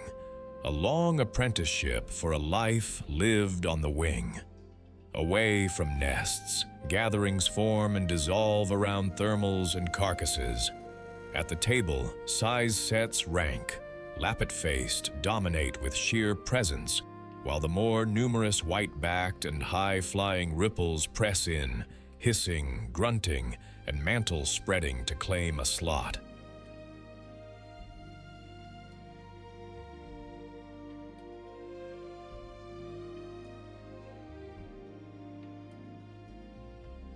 Cooperation is subtle but real. Information moves through the sky. One bird stoops, others read the angle and follow. Even hyenas watch those spirals like road signs to dinner. It is not affection that binds them so much as a shared profession, finishing what predators start, quickly, cleanly, and together enough to keep the plains from becoming a graveyard. They do not start the hunt, they close the case.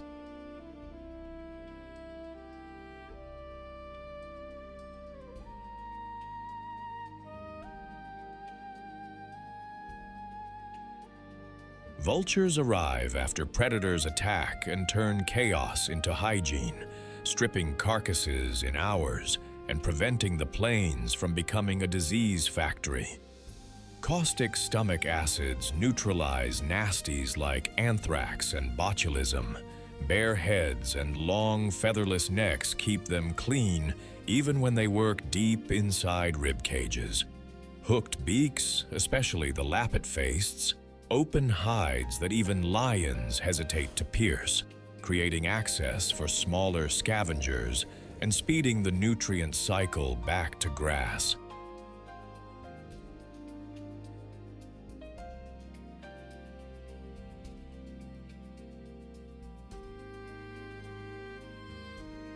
With eyes tuned to spot trouble from kilometers away and vast fingered wings that surf thermals, they patrol immense ranges with almost no energy cost.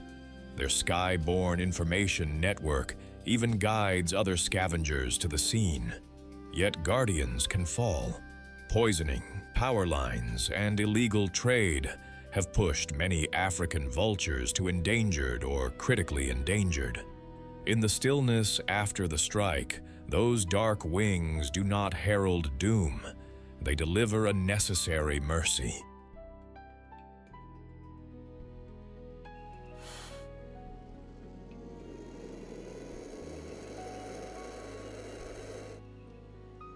Not icons of death, vultures are the quiet custodians who keep the living world from drowning in it.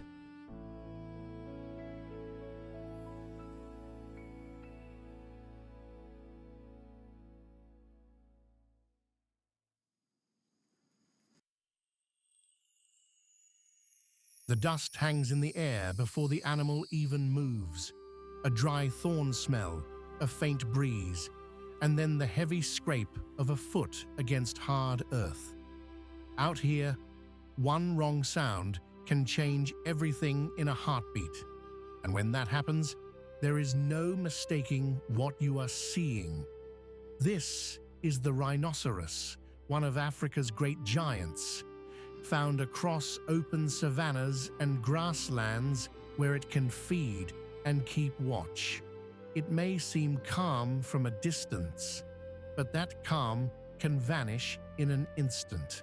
An adult rhino can weigh up to 3,000 pounds, and its thick hide looks almost like a suit of folded armor. The horn on its snout is made of keratin, the same material as our fingernails, but in a rhino, it becomes a serious weapon. What makes the rhino so striking is that mix of bulk and caution. It lives with its senses on alert, ready to react before most animals even know trouble has arrived. Yet for all that power, the biggest danger it faces is not another rhino. It is people. Poaching for horns has pushed these animals to the brink, and in many places, rangers now patrol day and night to protect them. Some even dehorn rhinos to help keep them alive, a sad sign of how hard the fight has become. A rhino usually lives alone, which suits its watchful nature. It does not need a crowd to feel strong. It moves through the grass with a kind of stubborn purpose, using smell and hearing far more than eyesight. Its vision is poor at a distance, so anything unfamiliar can trigger a quick response. A snapped branch, a strange scent on the wind, a distant call. That can be enough to send the animal straight toward the source, horn first. It is not trying to be reckless. It is trying to survive. When feeding, rhinos spend long hours grazing, pulling in grass, and moving slowly across their range. They need good ground, steady water, and enough space to keep out of trouble. Their bodies are built for endurance more than grace. The legs look short under all that mass, but they can carry an enormous load. And when that body starts to move faster, it is a powerful sight. Not fast like a cheetah, more like a runaway truck across the plain. Family life in rhinos is usually simple and tense all at once. Mothers raise calves on their own, staying close enough to protect them, but not so close that they become easy targets. Young rhinos depend on their mothers for safety and for learning the rhythms of the land. Later, when breeding season comes around, tensions rise. Adult males may drive away a female's calf to push her back into mating sooner, and clashes between males can drag on for hours. These fights are not small scuffles. They are hard, grinding battles where horn meets horn, and neither side wants to give ground. Nearly half of all natural deaths in the species can come from those fights. Still, the biggest threat remains human hands. Horns that have no real healing power are still hunted for profit, treated as if they were gold. That is why every saved rhino matters so much. It matters not just because the species is beautiful, but because it helps shape the savannah itself. Rhinos open up grassland as they feed, and that creates space for smaller animals and new growth. They are part of the great engine of the plains, even if they mostly work alone. And when you see one standing there in the heat, shoulders rising and falling, you can feel just how ancient that power is. Then the rhino lowers its head, snorts once, and walks on, carrying the whole weight of survival with it.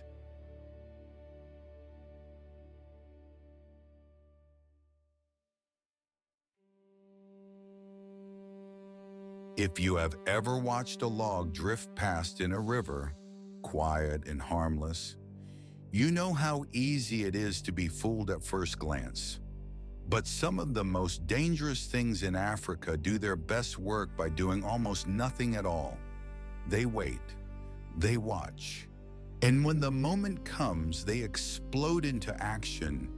Along the Mara River, that kind of patience belongs to the Nile crocodile. It has ruled these waters for about 200 million years, and it can grow up to 20 feet long and weigh as much as 2,200 pounds. This is a giant built for ambush, a survivor that turns still water into a trap. The Nile crocodile lives across much of Africa in rivers, lakes, and marshes. But here, at the river crossing, it becomes part of the story of life and death for every animal brave enough to enter the current. Look closely and you may see more than a reptile. You may see a shape that looks like old wood, half sunk in mud, waiting for a mistake.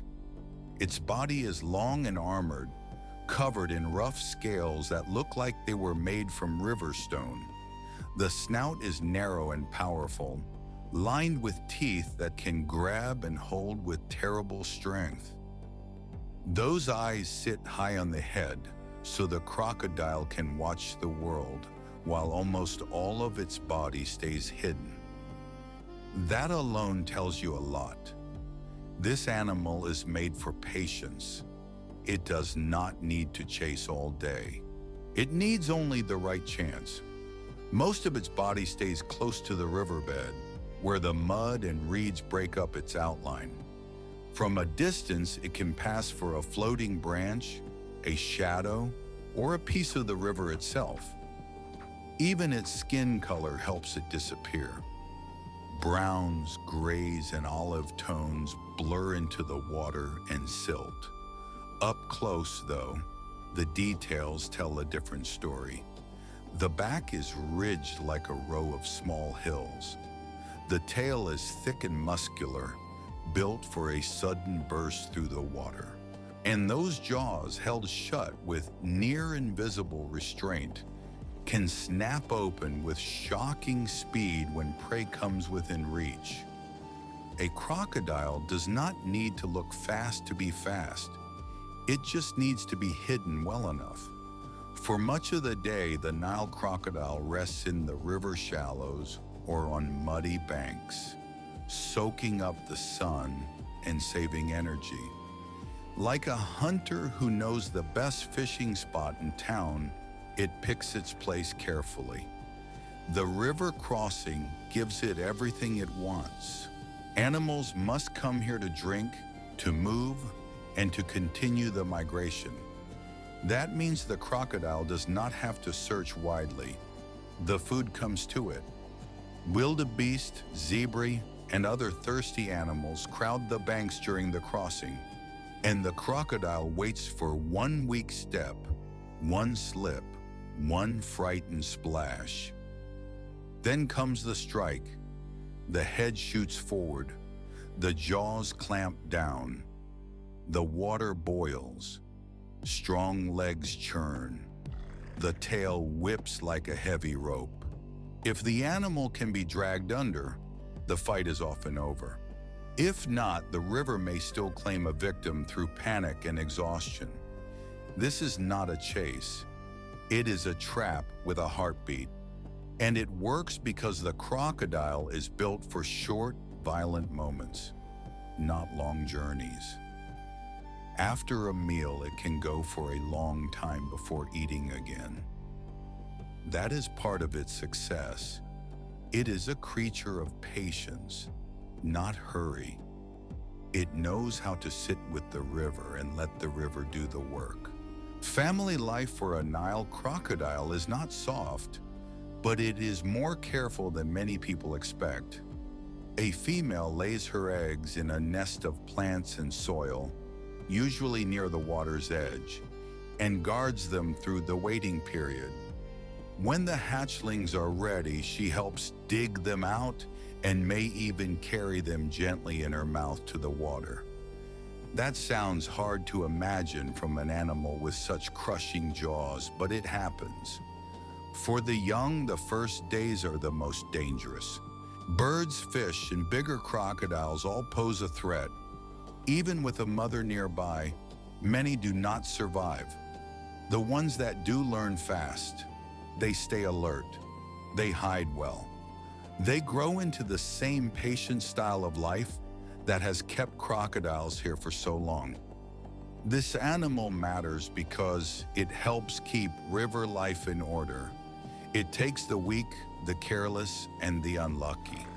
It also keeps the food chain moving by feeding scavengers and smaller creatures after a kill. In that way, the crocodile is not just a hunter, it is part of the cleanup and recycling system of the river. In some places, people still fear it, and for good reason. But river protection and safer community planning can help reduce conflict, while healthy wetlands give these animals the room they need to survive. Then the crossing begins. It is late afternoon, and the light turns gold on the water. The herd bunches at the edge. Hooves churn the mud. Zebra ears flick. Wildebeests snort and hesitate. One animal steps in, then another. The current grabs at legs and bellies. The water rises in splashes and dark swirls. And below the surface, there are eyes. A tail moves once. Nothing else. Not yet. A young wildebeest lunges across, then stops, confused by the churn. A crocodile surges upward. The river flashes white. Nearby animals scatter and jostle, each one fighting to find footing. A zebra rears back and turns away from the deeper channel. The whole bank seems to breathe in one hard, fearful gasp. Then, just as quickly, the moment passes. The water settles. The survivors stumble onto the far shore, shaking and alive, and the crocodile sinks back into the brown river, once again becoming only a shape in the mud. That is the power of this animal. Not loud, not rushed, just certain.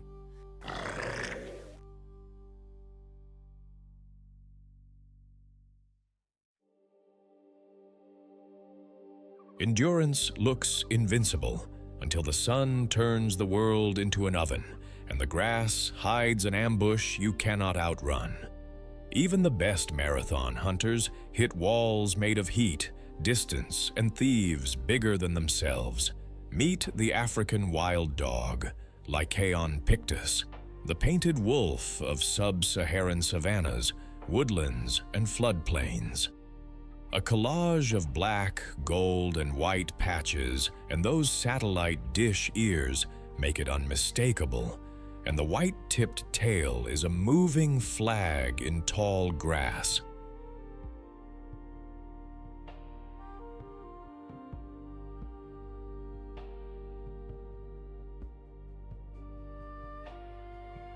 Adorned in mottled paint-splash fur, no two wild dogs look alike, a living code for pack identity.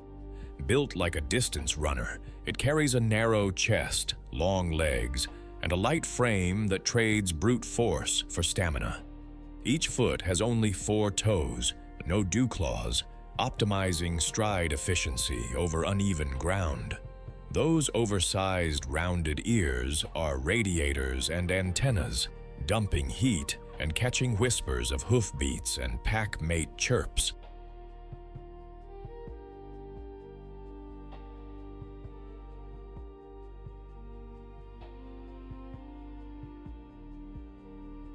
A tough, elastic skin resists tears in tight chases.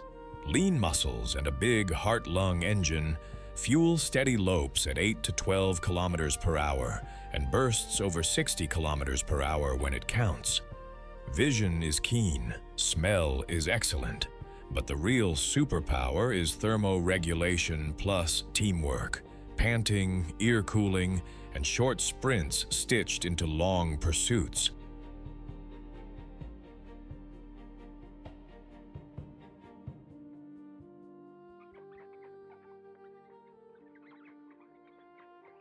Still, physics writes a ceiling. Run too hard in midday and they overheat. Push beyond oxygen budgets and lactic acid steals their legs. Their design is for efficiency, not endless sprinting. Most hunts begin at dawn or dusk with a rally. Squeaky twitters, muzzle kisses, tails helicoptering, sometimes punctuated by sneeze votes where enough snorts mean, "Let us go."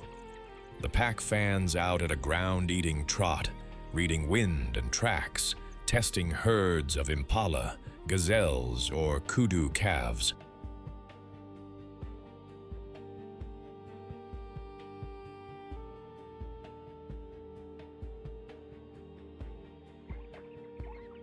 Strategy is fluid. One team pressures, another flanks, then roles switch, relay hunting that turns distance into a net. When a target stumbles, several dogs move in, ending it quickly and cleanly. Success rates run high compared to many predators, but the clock is always ticking.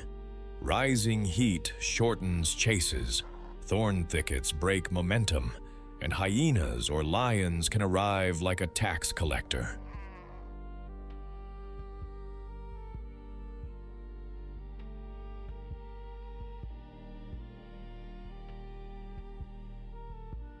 After the kill, they feed fast, then move off, often returning with meat for pups or injured pack mates by an elegant solution, regurgitation deliveries straight to waiting mouths. Midday brings shade and panting rest. Waterholes invite quick drinks and a scan for trouble. In flood seasons, they detour along channels, keeping feet cool and scent cones honest. When predators reach their limits, they do what wild dogs do best: pause, regroup, and hunt smart, not hard. Family is everything.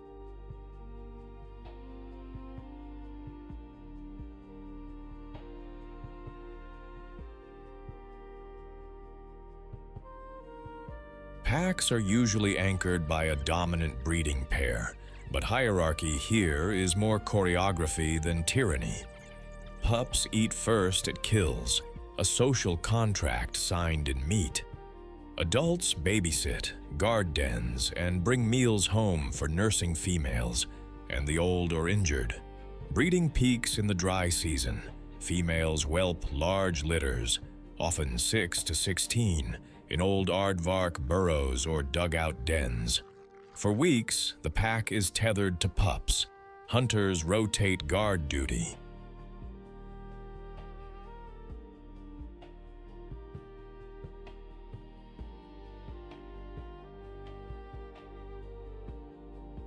Communication runs on high-pitched twitters, greeting whines, and the haunting long-distance who call to reunite stragglers.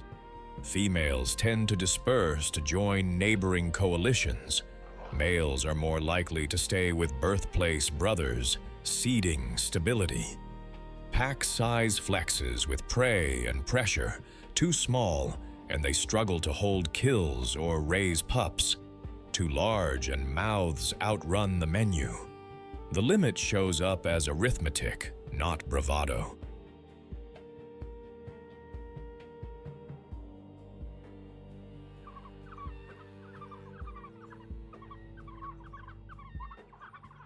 As apex coursers, African wild dogs prune medium-sized antelope and shape when and where herds graze, the landscape of fear that lets seedlings and stream edges recover. Their quick, clean kills mean less waste. Leftovers feed vultures, jackals, hyenas, beetles, and soil. Adaptations, heat-dumping ears, long-distance gait, cooperative relay tactics, and sneeze consensus turn savannas into playing fields they can read.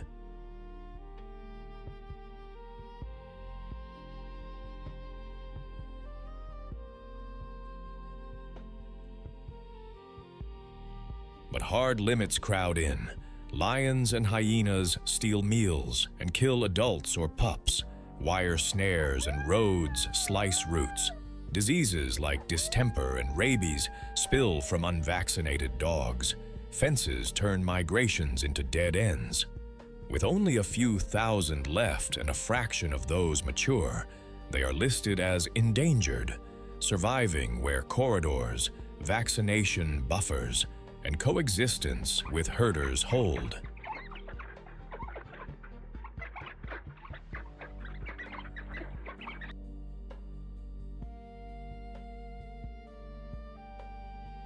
The African wild dog is teamwork made visible, a symbol that strength multiplies when you know your limits and your family's needs.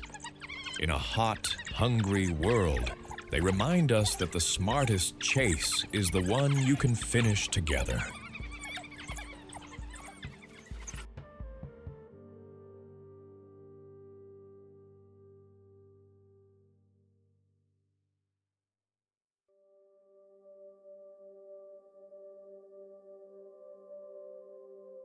Have you ever stood near a river and felt like the whole landscape was holding its breath? The water looks calm. The grass barely moves. But out there, under that calm surface, and in the dust beyond it, danger is already awake. A hippo lifts its head from the shallows.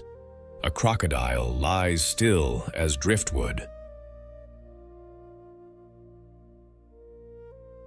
On the bank, a lion watches. Not far off, a rhino stands like a living boulder, and an elephant looms behind the trees, massive and unhurried. This is the kind of moment the savannah is built on. One step too close, one wrong move. And everything can change. In a place like this, power is never far away, and survival depends on who blinks first. Now, let's follow that tension down to the water's edge. The riverbank is a place of warm mud, crushed reeds, and sharp smells that hang in the air like a warning. The ground is soft underfoot, then suddenly slick near the waterline. In the heat of the day, it can seem almost sleepy. But this is where hippos wallow. Crocs wait, lions drink carefully, rhinos cross in the open, and elephants arrive like moving walls. Each one belongs here. Each one knows the others can be trouble, and when they all meet in one place, the whole scene feels charged from the first second. It starts with the hippo. Heavy, half-hidden, and angry at the edge of the channel, it rises from the water with only its ears, eyes, and nose showing at first. Then the crocodile shifts nearby, not rushing, not panicking, just sliding one blunt shape through another. That stillness is its trick. It can wait longer than almost any animal on the river. The lion sees both of them and does what lions do best. It judges. It leans back from the water, not out of fear, but respect. A pride can bring down big prey on land, but a riverbank is a different story. Here, the lion is not in charge. Then the rhino appears, broad-shouldered and stubborn, sniffing the air with poor eyesight and plenty of doubt. One odd sound, one wrong scent, and it may decide to charge straight through the middle of the problem. And then comes the elephant, huge, calm, steady. Its footsteps press the earth flat. It does not hurry. It simply arrives, and the others make room. The hippo grunts and dips lower. The crocodile stays frozen. The lion gives ground. The rhino pauses, then swings away from the water. Even among giants, size is only part of the story. Temperament matters too. So does timing. So does who is willing to stand their ground. At last, the river settles again. The danger is still there, but it has shifted back into the shadows, where the savannah keeps so much of its power. From a distance, a whole landscape can seem separate and alone, but spend enough time here and you realize everything is connected, one life leaning on the next. The grass feeds the grazers. The grazers draw the hunters. The rivers test the brave. The cleanup crew keeps death from lingering too long. And through it all, the plain keeps moving, one season after another. That is the real story of this savannah, not just strength. Not just speed, but endurance, instinct, and the quiet will to go on. Some of these animals face shrinking habitat, poaching, and the pressures of people living closer and closer to the land. But there is hope in the work of rangers, researchers, and local communities who keep fighting for open spaces and safe passage. If you've enjoyed this journey, please like, subscribe, share it with a friend, and leave a comment telling us which animal stayed with you the most. And wherever you are tonight, I hope you carry a little bit of this wild country with you.